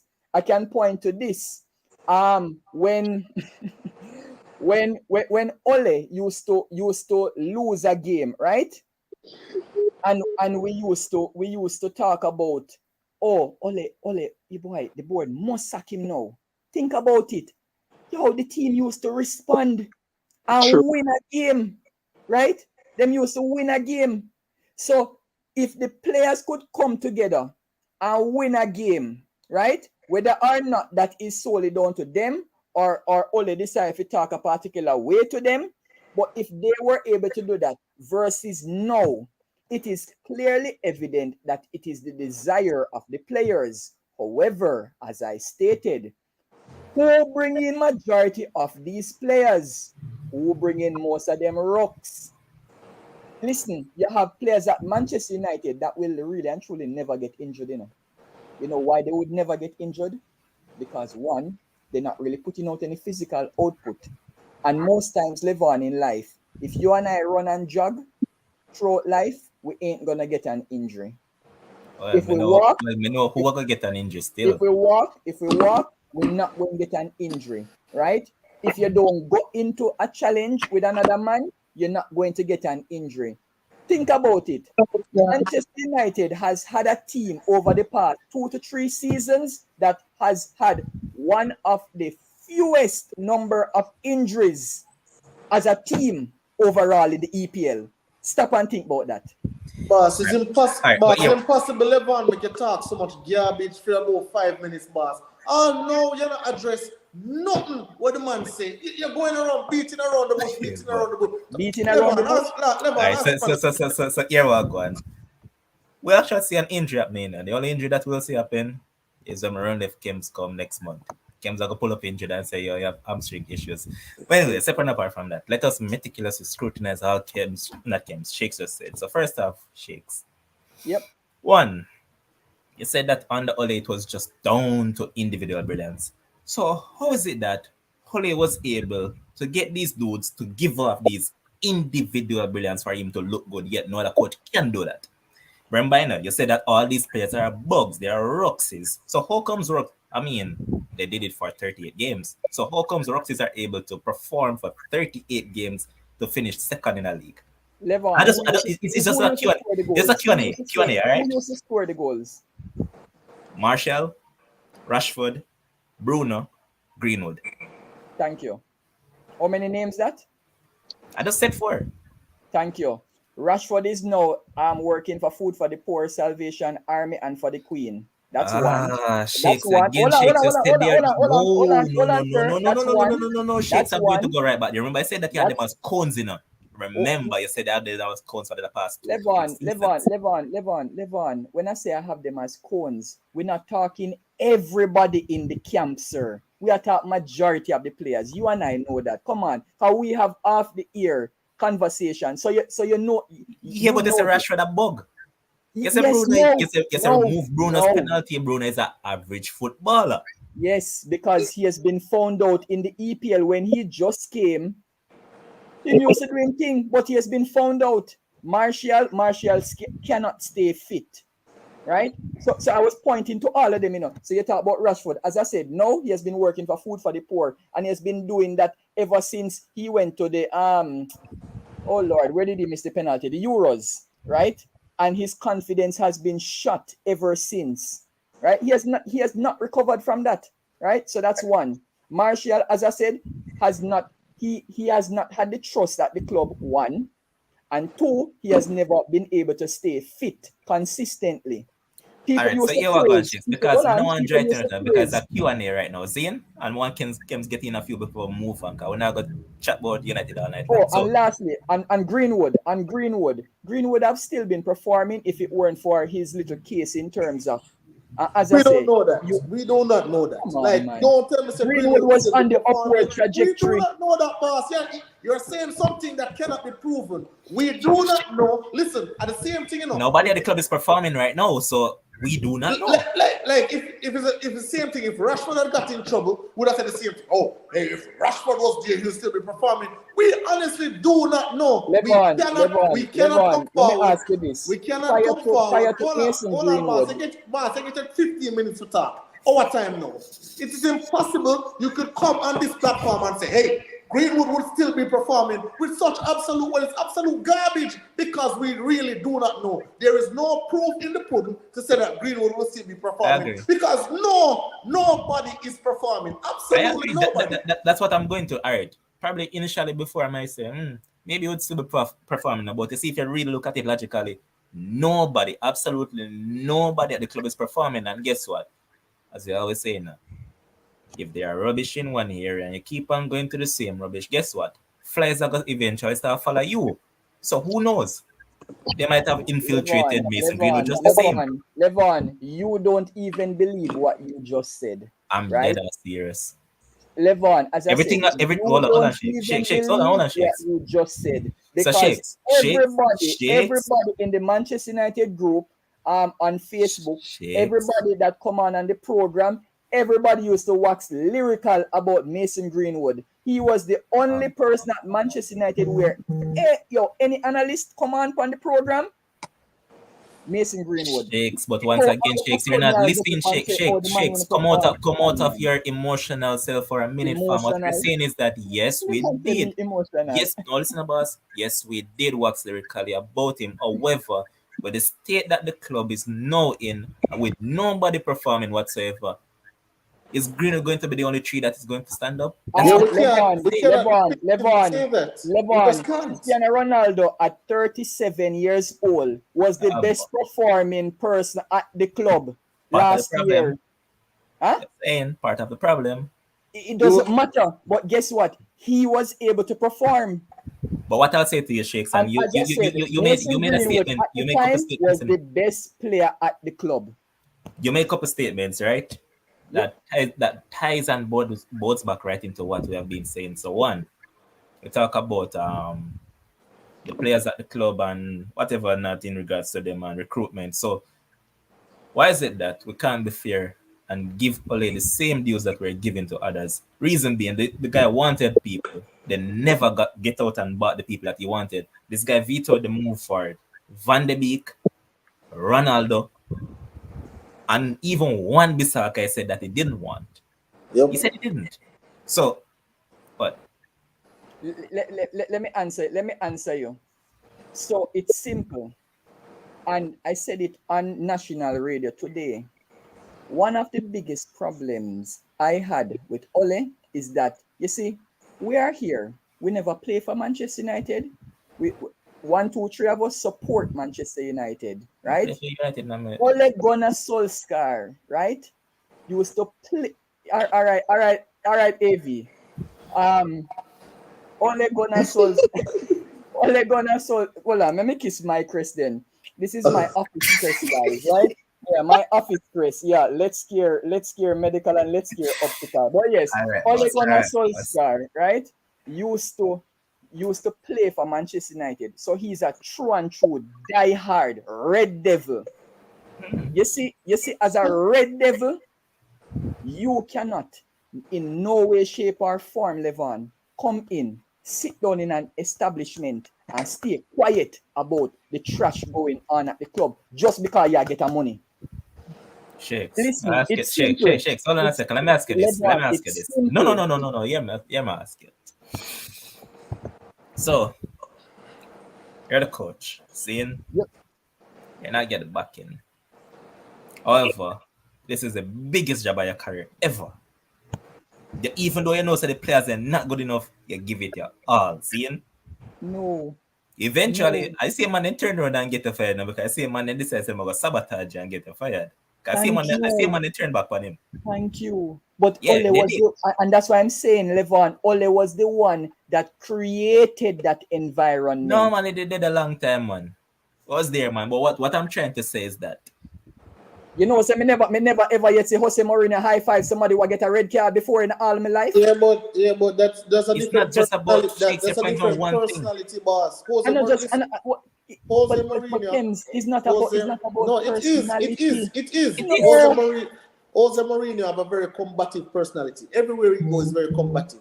I've never seen Pep high five somebody at Barcelona, Bayern Munich, or Man City when they get a red card. I've seen him pat them on the shoulder. Jesus, when they get a red card? Yeah, yes, of course. I've seen him pat them on the shoulder. Again, Shakes. Once again, you're talking about Jose Mourinho, Pep Guardiola. Nobody is saying Ole is of the ilk of these guys. And again, everybody's personality is different. Everybody's going to deal with that situation different. It's just like you right now. You decide that you're going to be calm tonight. Kim's a normally one that become boisterous. Everybody's a different personality. The Arsenal man can't get attack. Hold on. Let me just say one last thing, Bones, because we're done after this, right? After this, we'll finish talking about this, right? Once again, Shakes got 15 to 20 minutes to make a point against Ole, and he failed to do so. But that's a regular thing, so no surprise, right? All I'll say about Ole is that you cannot tell me, you can always talk about this man, this man's a PE teacher, this man is that. What is true about this man is that this man came into a club that was extremely dysfunctional, and he found a way to get it done. However, he needed to find that way, he found that way to get it done. Listen, he had such a massive impact. Listen, remember, after him leaving, all the players came up. Oh, we're doing this for Ole Carrick. Oh, we're doing this for Ole Carrick. Not even didn't want to work. Yeah, but the first of them still do Kems. Because them still want to get him fired. I mean, Levan, listen, it happens, right? It is the nature of the job. It happens. But what I'm saying is that we cannot just sit here and try to diminish what he did for this club, and we can say, oh, this and that. But what he did and what he achieved, even though he didn't win a trophy, this man represented the club at the best possible way he could. Third place, second place, Europa finals, semi-finals, 29 games, unbeaten away streak, just things after things after things with the same bug players. These players that we call in bugs. Listen, Ten Hag go get this guy, what name, this centre-back defender, and he is absolutely atrocious. And if it was Ole who got that player, you know what would I say? Oh, watch it, another bug Ole by. Look at this. You know why nobody's going to say what you just said? Okay. Because guess what? The man only played 2 games in the EPL. Now you see, if after 1 season Martinez turns out to be a bug, then I will agree with you. But guess what? When Harry Maguire came to Manchester United, we never say he was a bug after 2 games, or after half a season, It was the end of the season when we realized that, oh, but this man is trash. Hey. Right? And we used to come on and joke and say, oh, Leicester literally rip us off. Shit. Boy, sure. Hey, me see that I listen to now, me I feel laugh at time. Anyways, on a serious note, me I go back the Oli thing, and me I go go on the Oli side, and me I go jump off of it. See? So me I go back to one, and me I go knock back to one. First thing, Oli inherited a team from Mourinho, who spent $75 million on one baller and $80 million on the next baller. No, so I saw you go, right? Lukaku and Pogba. So you go, right? All right. Managed to win the Europa League with them 2017, right? Managed to win the Europa League. Things go south for various reasons. Here comes Oli, right? Having good moments, win games here and there, get to semi-finals, Europa final and whatever. But there was literally nothing to show in terms of trophy for the work that he was doing with the same players that basically the trio now cost both, so them a bug right now, right? For me, I get the thing wrong in terms of where on the need to go. It have to start from the top. Come right. Above your coach has to be somebody who understands and know football. We know that. You're getting in a technical director in there who is going to be the sole person along with the manager who is in charge of incomings and outgoings. Get what I mean? They had that recently, Bones, in Ralph Rangnick. That's the job he was supposed to get as a consultant. Right. And guess what? Listen, it's not the Glazers. Quickly, guys, because I want to move on. Yeah, it wasn't the Glazers that never want him. And them same man who know what Ralph's saying when go against everything that they have been doing. It's simply if one man is isolated on an island, he's gonna stay there. You're not gonna have boats coming over to him. For me, let me tell you the honest truth right now. For me, Manchester United need to call in their liars, call in the players' agent, and start rip up some contract. All right. So they're not going to show you. But Levon, quickly, right? Let me ask you a question, Levon. Have you probably, all right, you ever see, and I always use the relationship analogy. This is where it happened for me. This is where it happened for me, and this is the last thing, right? Manchester United was like a man who, at this point in time, he needed a particular girl, but not necessarily the best girl.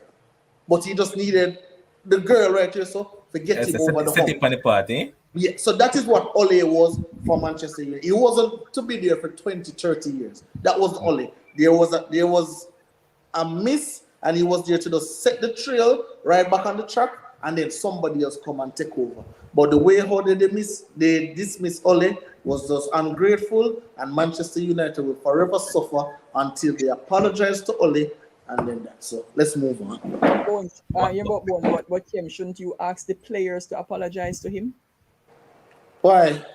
Because we all agree that the players let him down. Yeah, but no matter what the players do, I know the players say, Ole, you're gone. Are the people them, the bank managers, them and all them people. But we want to move on from this. I'm tired of Manchester. Let's talk about my club. I have the final say on this. And what I'll say again, and I'm saying it a straight face. People about things are joking with that one. Big up Ole Gunnar Solskjaer. Big up, man. Yeah, man, that's true, man. But pertaining to the game, we don't talk about the game. What a business about it. We don't need there's nothing to talk about. We don't need to talk about the game. Yeah. But for me, Bonds.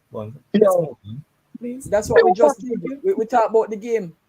Thank you. Embarrassing, humiliating, depressing. Right. So listen, Sherwin. I have one thing to say about the game. Manchester United were raped by Brentford. Done. You mean that was raped? You call that raped? Let's get it on. So nothing much to talk about here in terms of Nottingham Forest against West Ham. Then I was it was a good game overall. I liked what I saw from Nottingham. Happy for them that they got the first W. And even though one man on this podcast, I got to tell me for now till next week, but this man already, my keeper, big up the man. Go and do your thing, Mr. Dean. Good clean sheet. Also saved a penalty. But come on. Good 3 points. I don't business where you was say. You and I are going to disagree on this from now till next year. Is a keeper just like certain players are for they are a big fish in a small pond. That's exactly what Dean Henderson is. He needs more experience. Listen what I just said. He's a big fish in a small pond. In a small pond. So when you bring him, yeah, me know you're gonna tell me say Manchester United is now a small pond. That's what you're gonna tell me? Aren't they? Well, I wouldn't disagree. Exactly. Right? But as I said, listen, it is a toss of the coin at the end of the day. Dean Henderson not setting the world alight. Sorry, he is. That's why Chelsea wanted him. That's why Chelsea wanted him before they signed Edward Remember that. Remember at the end of the day, I don't necessarily me not have him as a waste man, right? I just need, if I'm giving him a grade, I'm gonna give him a 6 out of 10 right now. I need to see more from him to be convinced by him. But they got the victory. Good victory for Nottingham. Let's move on because our next game is around. Hold on. Why you want to beat rice and peas? Oh You my want to God. talk about West Ham, man. Oh my Yeah, man, you want to talk about rice and peas. Rice and peas goes in there. He want to beat West Ham. Remember, say voice always want to beat West Ham. No, man, not West Ham. Rice and peas. Then you say, yeah, get him next year. Man. Are you say it before I saw? You know what your conversation them? Yeah. Me. Of course. Hold on, Kims. Sherwin, how much money I have to lose? Me don't know. Sherwin, just put up a bet. Sure. I love betting on Sherwin. So right now, I put up. I give one a Shakes bet. So Shakes bet I'm on 100 grand say I'll and score 40 goals this season. I bet you 50 grand say I didn't. They're happy you.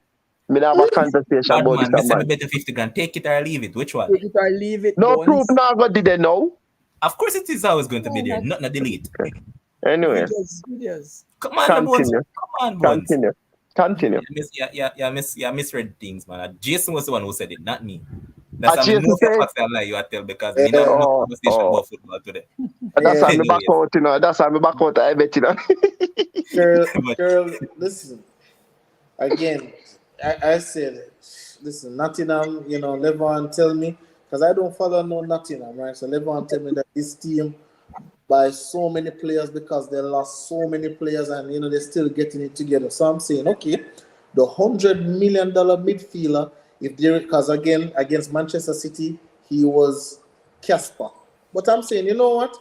That's against the champions. Let me give him a pass. First game of the season, let me give him a pass. But I'm saying you must can beat this Nottingham side when Newcastle just boss around and Bruno and Matt and St. Max and all those players boss around.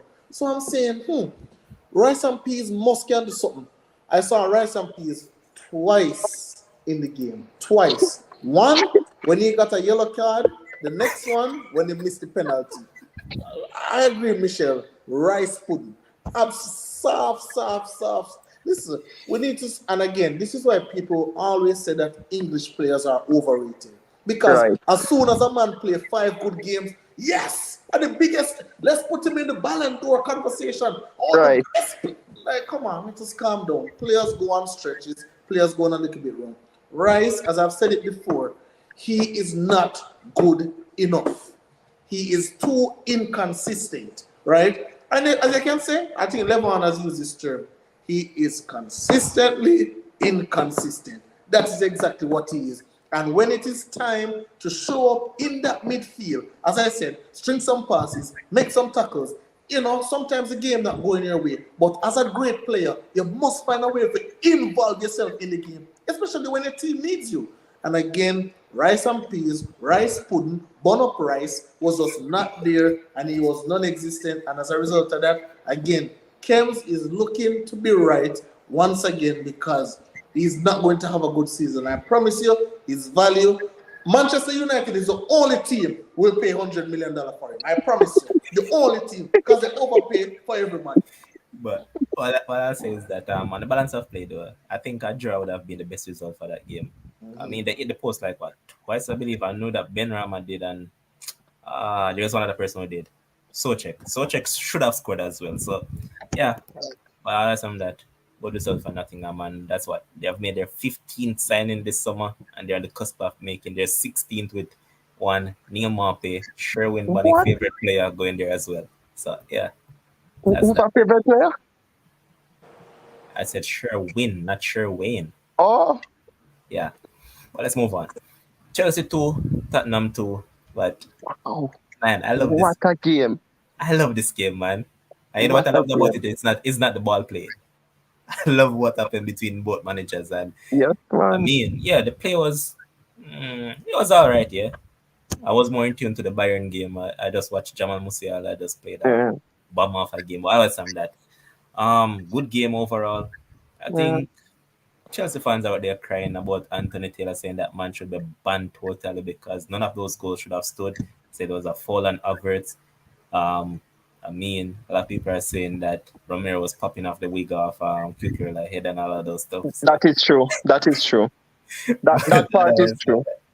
That's not. Anybody, take it on. Yeah, that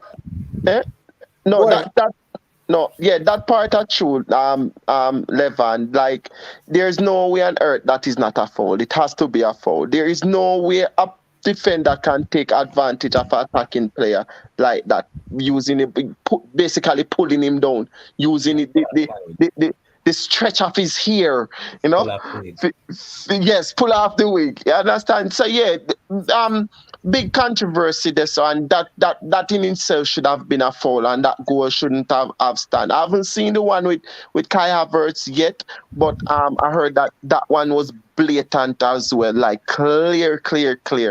But Chelsea dominated the game. They really were on top of Spurs in the game. They really looked better than the first game that they played versus Everton, and that was encouraging to them.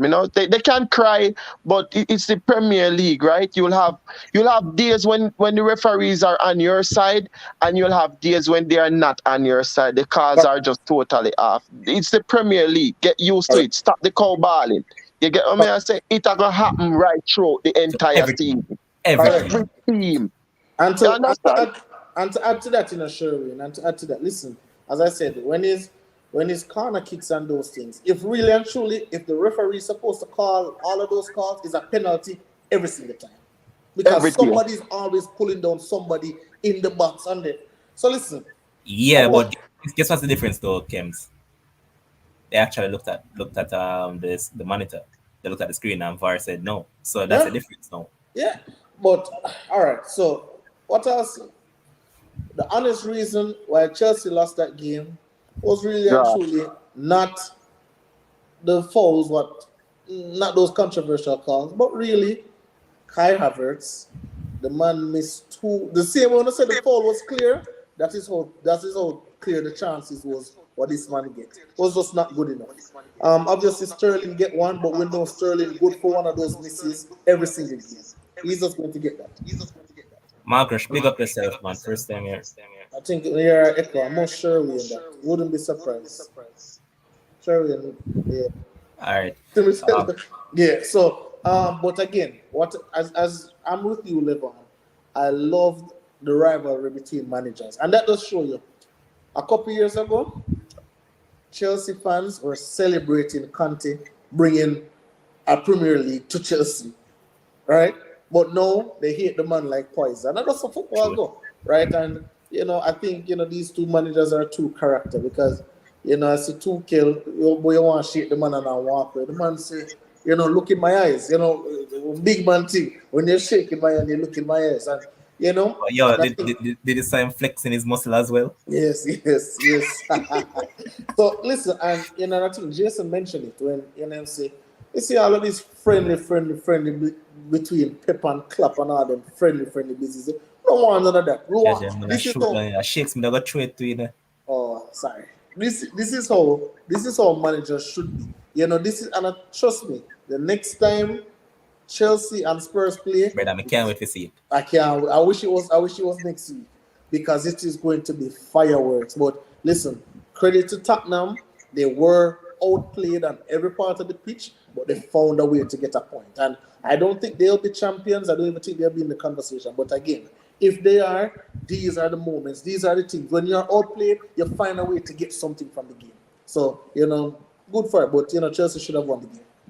All right, so Shakes, according to what Kim just mentioned as well, that we grew up in an era where we saw Wenger and Fergie going at it multiple times, and those are what brought out the real emotions in us as fans. We love that, and that's why Man United fans hate Arsenal fans, and that's part of the reason why Arsenal fans hate Man United fans. It comes from the manager. So, what's your take on what happened? Because as I said, I loved it.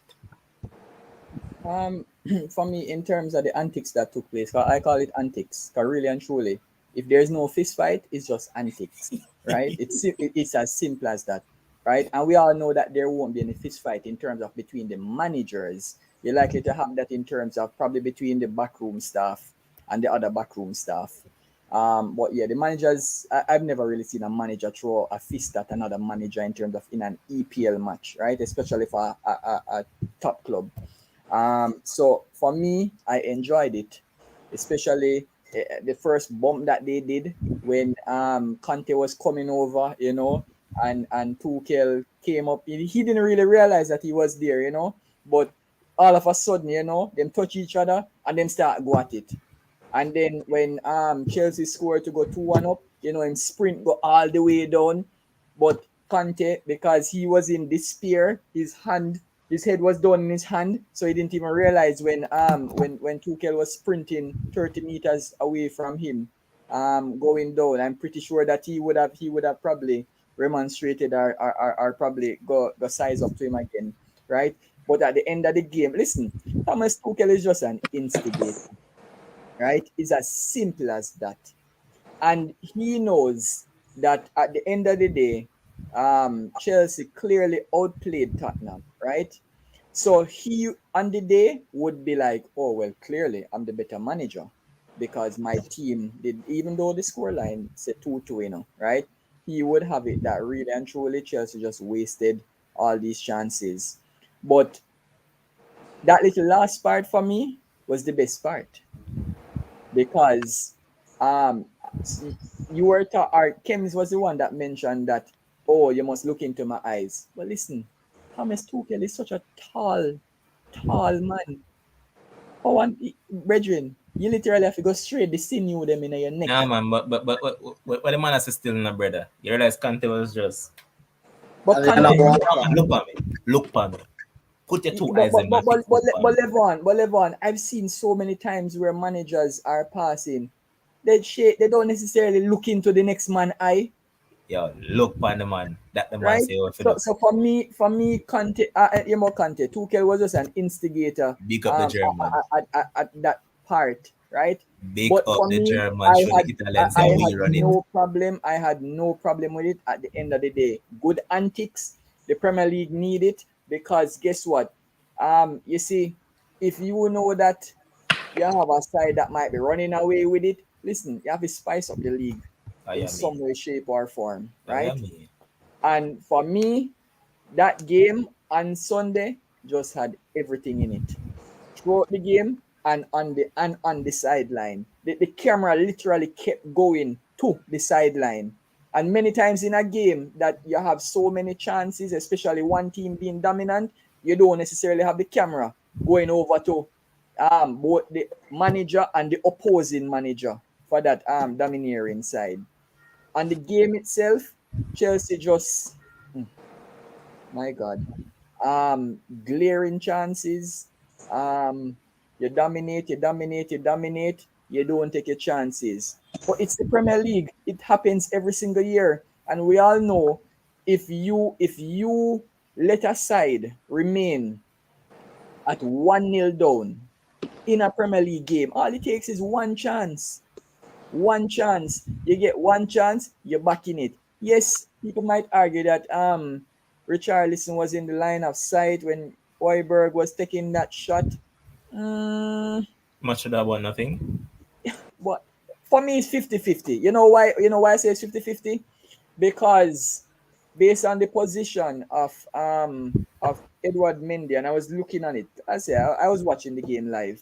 Um Based on his position, regardless of Richarlison reaching, it was a full-fledged dive, right? Him go all the way out and still couldn't reach the ball.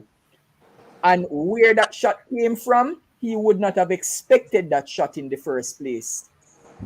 Because Hoiberg, based on how Spurs were playing, you wouldn't have expected that shot from him. So it was an unexpected shot at the end of the day, right? That just caught him off guard. Yes, as I said, people might say Richarlison might be in the line of sight, but for me, he wasn't really obscuring it that much. Alright. But Oh, and the fall on Havertz. Listen, if somebody going to argue that one, because yeah, you might say the ball move a millimeter, like a little fraction. But listen, the man go through the man to get the ball. It's as simple as that. For me, that's a foul. alright. Finally, final game of the weekend because I also going to close it off. But you guys can go and enjoy your bed. So the final game, Liverpool against Palace. Palace ran out, did their thing.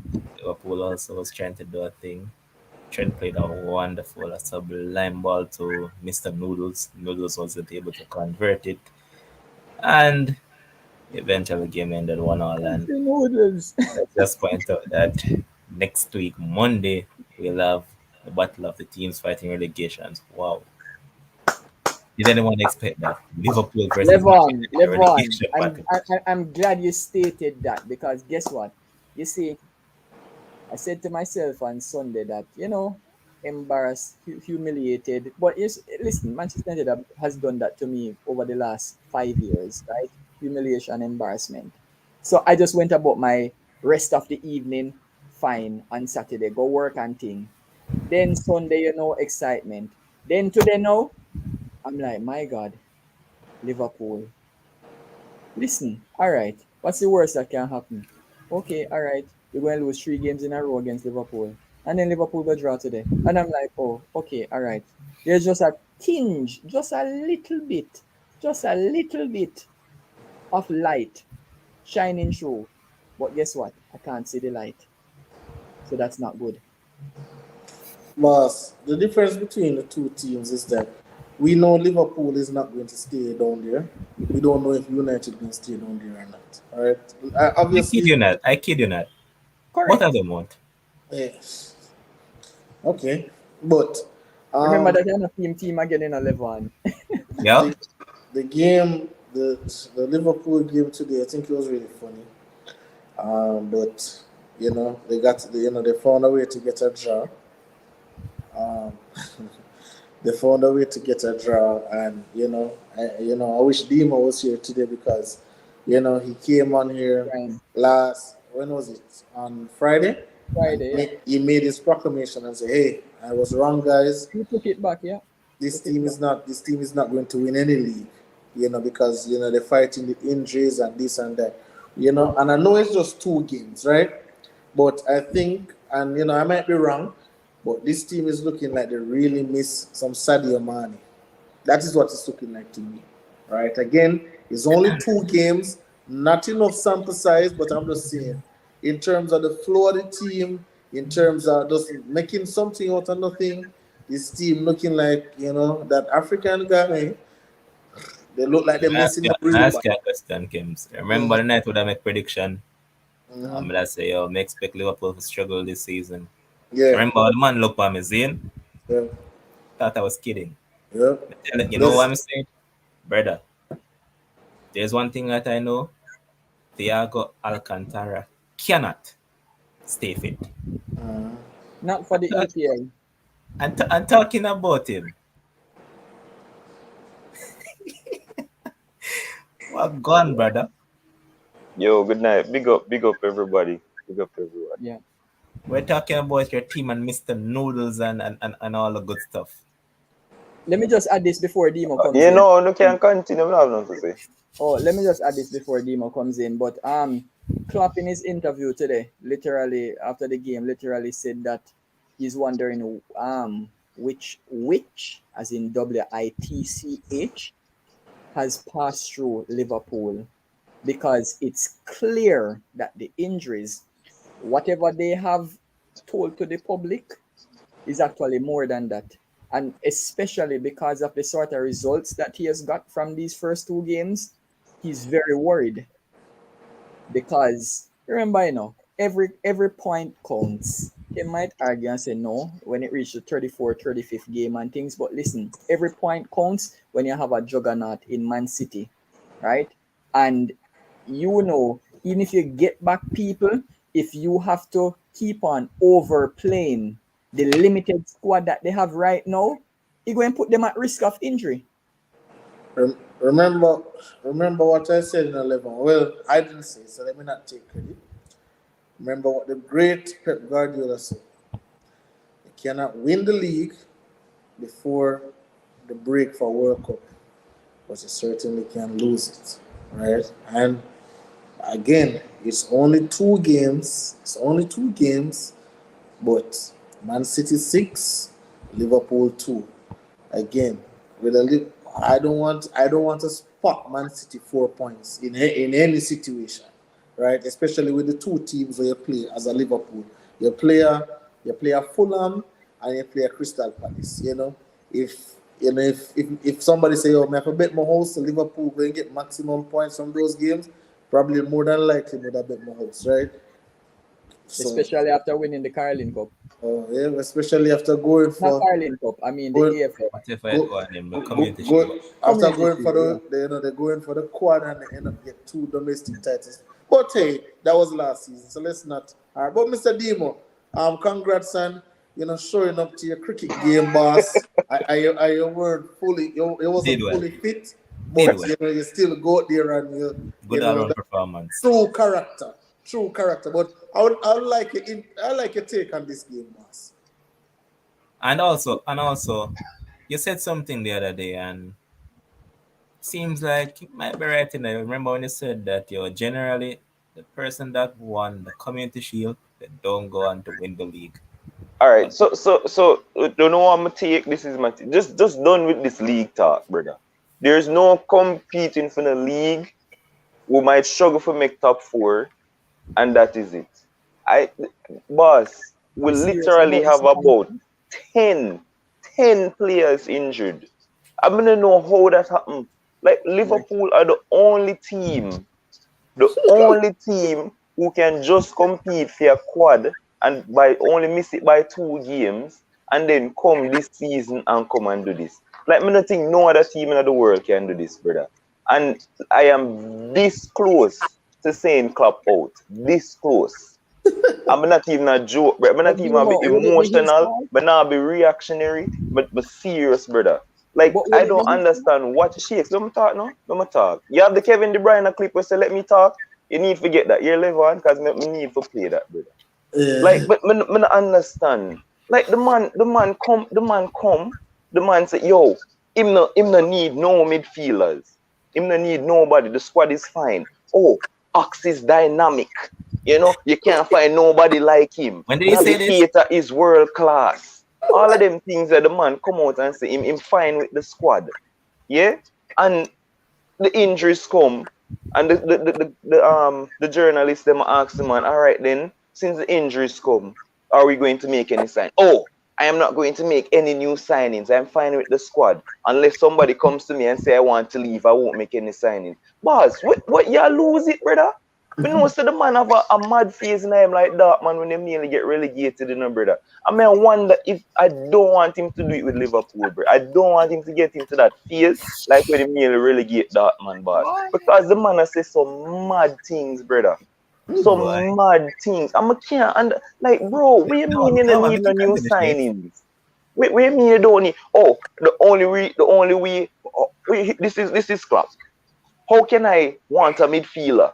The midfielder that I have everybody that is needed for my team. A dynamic midfielder in Ox, a one who can dribble in Keita, the workhorse of James Milner, renew James Milner contract, and all of these things. Only if a midfielder becomes 6 feet 5 inches and run into the box and score goals. That is the only midfielder that I need, and they cannot find that anywhere. Like, bro, we can find 20 midfielders that coming at the team right now.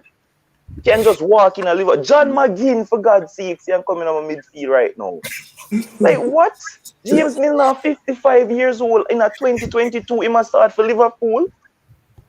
You serious, brother? And you tell people say you don't want no signings. You look like a genius right now. Boss, remember me saying Liverpool needed midfield signing. No, find Liverpool man them no, but that's fine. But me never agree either. Me never think we need no signings. But then you have people that drop like fly, brother. The transfer market is there. Matthias Nunes, I think he must agree for you with Wolves now.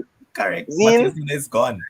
Busuma gone for 25 million gone at Spurs. Yeah, tell me say you can't sign nobody, and people are gonna blame FSG and say them not give him no money. But if Klopp keep on come out and say all of these things, oh, I'm happy with the midfield options and Axis dynamic, you can't find none like him. Like, bro, we have to listen. We have to listen to what Klopp say. I can't on the board no more now give him no money.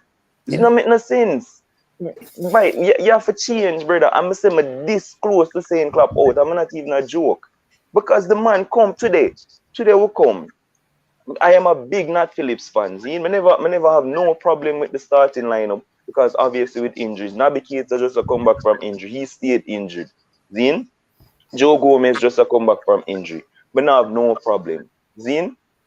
We come to Anfield and this was supposed to be an easy win for us. Them sit back. You bring in a striker. And obviously, I change the way we play because Liverpool normally have Salah and Mane and then Firmino. We play from that 2-goal scorer and a creative forward. That we normally do. It seems like we are changed now before Firmino got hurt again. So we'll use Diaz and Salah with Firmino. That them I do. So it's two, because Diaz is not a goal scoring attacker. Him creative and Firmino creative, and then Salah are the main goal scorer. So it look like we're changing the way we play, have 2 creative and 1 goal scorer. Nunes come in, who rate, you rate. Who? Zine, because I don't rate that man. You are going Andy Carroll. Boss, let me talk, no? Let me talk. Rate noodles at Liverpool, rate noodles when in there. I don't care. Zine, and the man them put the, like, so many chance after chance after chance, brother. I see the man get a ball at the back post from Trent should have like a hat-trick assist. But FPL up a ball now, brother. The man put a ball at the back post on him foot, so the man kick the ball in a rose head. Like, bro, him cannot control the ball. Then him go to this stupid thing about the man, brother. Like, what happened to them people here? May I get very annoyed, may I get very fed up, and may I tell you, boss, like this close. I don't know where them go there. I'm not even gonna blame Klopp for the loss today. I'm not gonna blame Nunes because Salah get chance to score, Nunes get chance to score, James Milner get one early in the game, and the man them just not take them chances. That's why we lose the game. Well, not and we draw the game, see? And we don't just stop with this title talk. It's over, it's done. Manchester City gone with the league. They might win the league by February. Zin? And until Liverpool gets a fully fit squad or them go buy some people, brother, there's no title talk anymore. Manchester United might give you 4-1, you know. But not even go wait till we reach Friday. Because everybody has to wait Liverpool can wait for reach Man U. I guarantee you Liverpool not going to win that game. But that's all I have to say with this. I'm done, brother. Demo, can I ask you a simple question? Go ahead. When is it that Klopp said those things about the injuries, where you're talking about all them players that you named out just a while ago? When him talk about them? Yeah. Him talk about injuries all the time, every press conference. No, man. When did he start saying that he didn't need anybody? He must say that from the season start.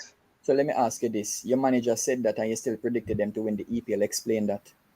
Because we didn't have injuries. It never as much. It wasn't 10 players out.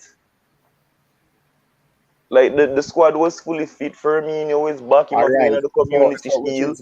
Everybody there. Thiago was playing out of his skin. Which is why I'm going to follow up now and ask. You blame Klopp for the injuries?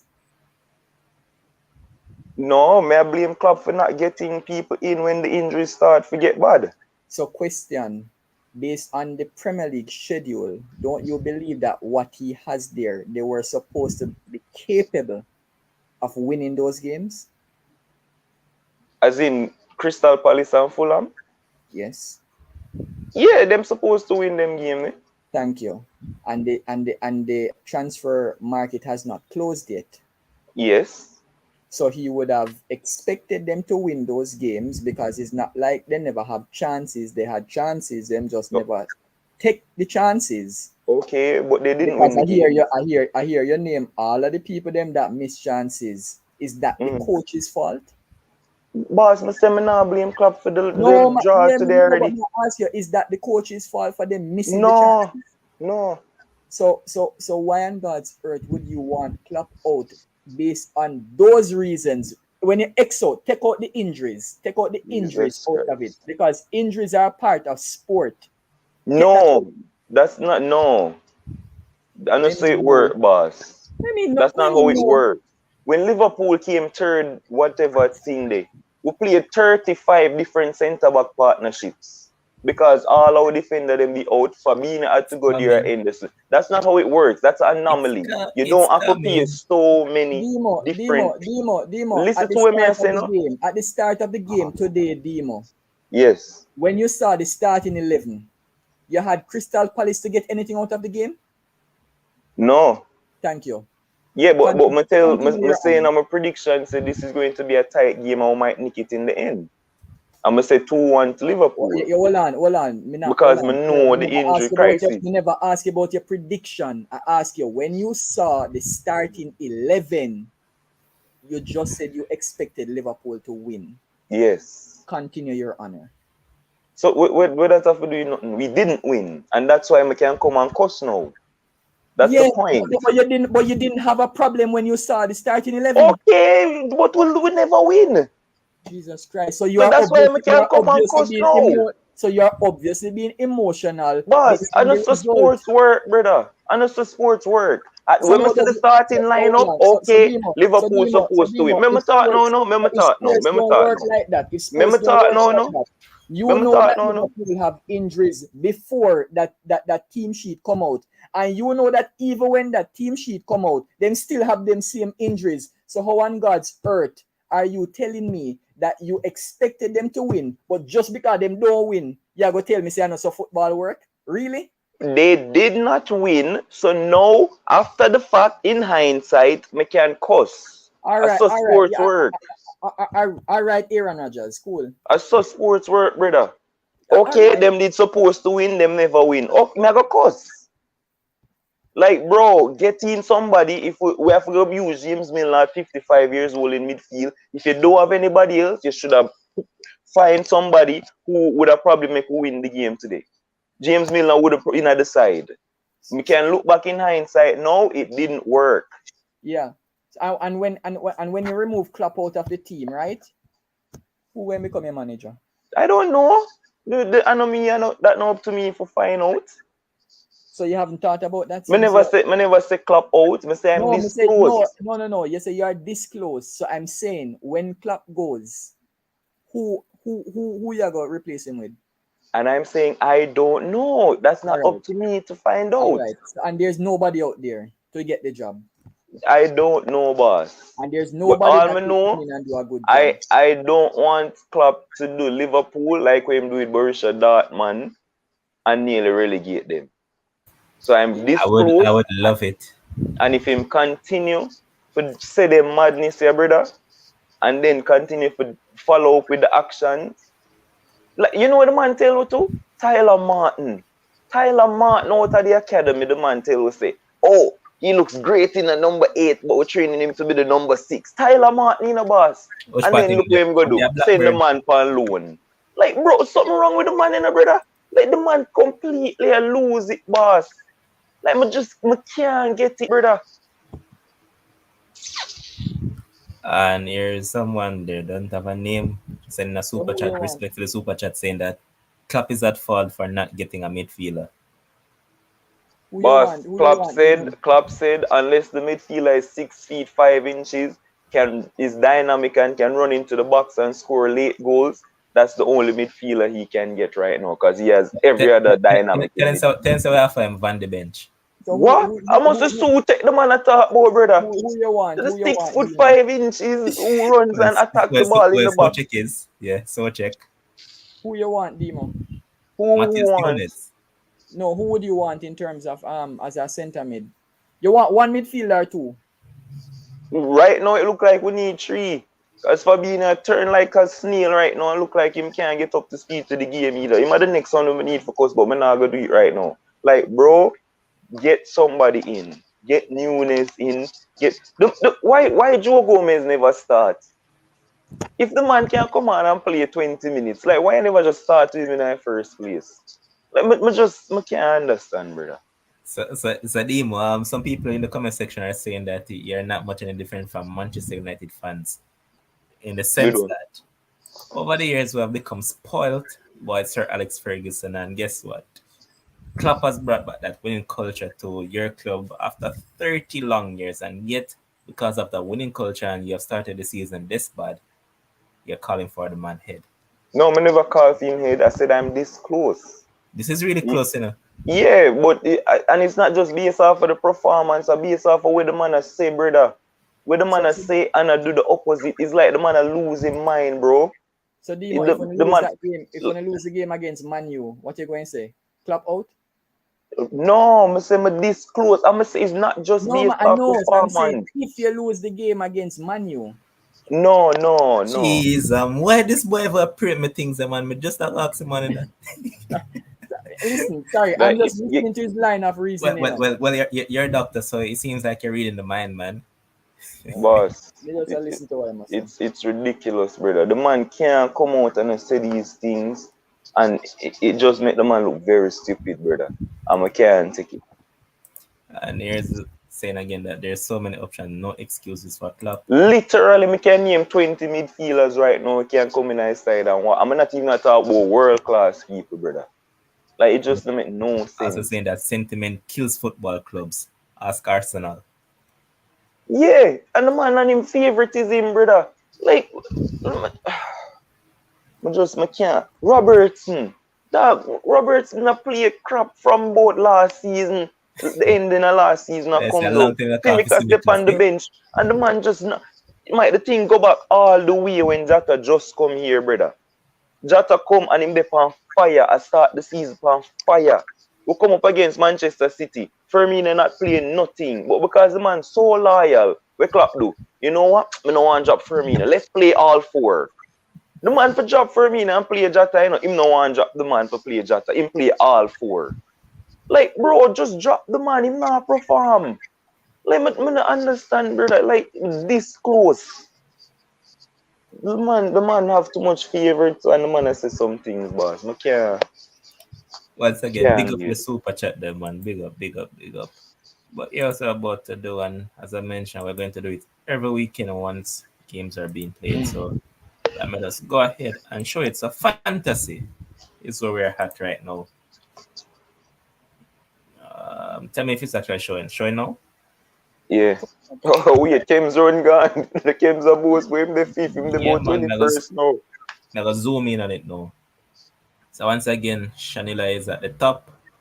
She's out there with 154 points. She got 76 this week, but a latecomer, I think, got the most points this week. Big up yourself, Siobhan Bowes. Normal tuning every now and then. Another City man, he got 83 points so far. Well, he got 83 points this weekend. Arsenal man in second, 140.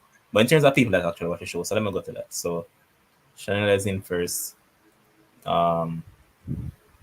Uriel Sayas normally watch the show as well. He's there in sixth with 135. Um, Morgan Zopes watches the show as well. He's at 129. Stefano McIntosh 129. There's Tyrese right there in 11th with 127. Adlam there at 125.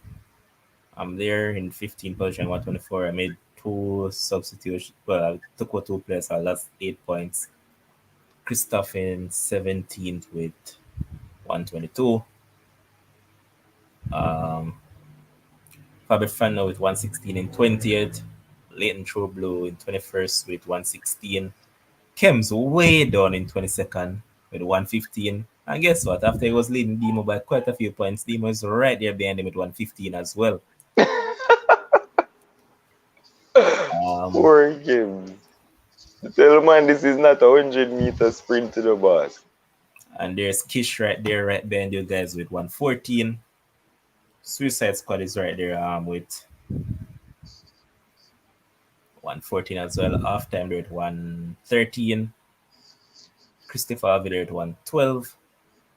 Demica there with 106. Mark Brand 105. Grandison there at 101. Sensational Music right there at 95. Bones down there with 94. Adrian way down there with 89. Let me see who else. And there's Dale Francis with 48. I think he only played last week. And there's Richie Owen Green with 32. So that's it in regards to the fantasy.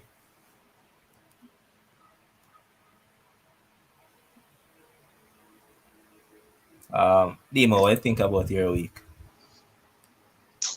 Boy, you see when the captain Salah, brother, and him not going with nothing, it really rough. Again, Trent should have had about 3 assists today. Man, they missed the chances. It's a rough week, boss. I mean, Jesus going with a bag of things, and he's definitely not leaving my FPL team. So I'm happy for that. And who else? Cancelo give me some points, but I have to make some changes again. I have to go sacrifice another 4 points and make some changes. Might have to take out all of my Liverpool players them right now. So it look. Right, I know I consider to drop your boy weekend. Takes a Who lot of that? the team right now. The only thing is Salah always a score against Man U. That's why I Yeah, might have left him. that's the only thing, but I'm definitely not captain him. But Yeah. Shakes, I need to join fantasy too, man. I can't talk football so much and not have a Sorry, fantasy no, team. Levon, let me tell you, I don't have the time, right, in terms of to follow it up. So it pointless if I'm gonna miss a week, because at times I'm gonna be busy during the week at different points at the month and for the season. So it don't make no sense. I would have to be consistent, yeah, in Yeah, terms but of no, always being able to select. So that's why I haven't really done it. I haven't done it for probably like 6 years now. wow. Yeah. But yeah, man, seems like I have a good job Salah this weekend, man, and probably bring in Son or one of them guys, them man, because In Son my play next against one. Wolves. So yeah, probably forgot to do that, man. Anything from you guys? Otherwise, because I'm gonna close it off right now. So anything else? No, boss, me good. Me say all me have to say already. I think it Me was a have a idea. decent match week in terms of uh, the teams overall, especially for the lower teams doing well. Sometimes they need that in terms of the spice up the EPL. Can't just always have the bigger teams um, bossing around the smaller teams and lesser teams. So from that perspective, I think it was a decent weekend. Um, yeah, you had the odd games that were scoreless, but otherwise, yeah, decent games overall. Just expect more of that. Well, I'm hoping for more of that. At least close to the World Cup period. Yeah. I'm just Uh, say Kevin De Bruyne, next planet, brother. That man is from a next planet. Honestly, like the man not human. Like me no know, boss. That brother Literally, they really. out of this world, bro. Big up yourself, Kevin De Bruyne. Yep. all right, and what I'll say is that once again, another successful show. I mean, long time we haven't had this viewer turnout on a football show, so I needed to keep on growing. I don't want to see not 20s or them thing, the ones in 40s. Nothing, yeah, what the hell am I talking about? Honestly, in the hundreds, going to the thousands, just like we saw on the track and field show. So, guys, keep on supporting the channel, keep on liking, keep on subscribing, keep on sharing, keep on doing all the good stuff. And remember, if you look on your screen right up at in the corner, you'll see a brand. You'll see a logo. That's our sponsor. Let's Care Medical and Let's Care Optical. Remember, guys, visit their 3 locations in Mandeville, Santa Cruz, and Montego Bay. You can get the best set of eyeglassware frames, all of those stuff. Just go, man, and check them out, man, and just give them a call. Let them know that Sports Friends is sent you. Who knows, they might get a discount, so just do the right stuff, man. Um, Big up to Kim's, Demo, and Shakes Respect, man. And also Sherwin, who showed Yes. up tonight for the first time in ages. And he actually Resurrected did. It like was this. actually different, man. It was a different version of Sherwin. It's not the controversial one. It was the one that was rational and logical. So big up You to the know guy. why? You know why, Levon? His team is doing Because well. he realized that his team has a future. Yep, I know, man. And also, the man behind the scenes, Josh, big up yourself. And to you, most importantly, the commenters, the watchers, and the viewers. Thanks a lot, man. Keep on doing the right stuff. And until we see again, you know what I'm going to tell you guys. I'm just going to end the video by playing the ad from our sponsor. See you guys soon.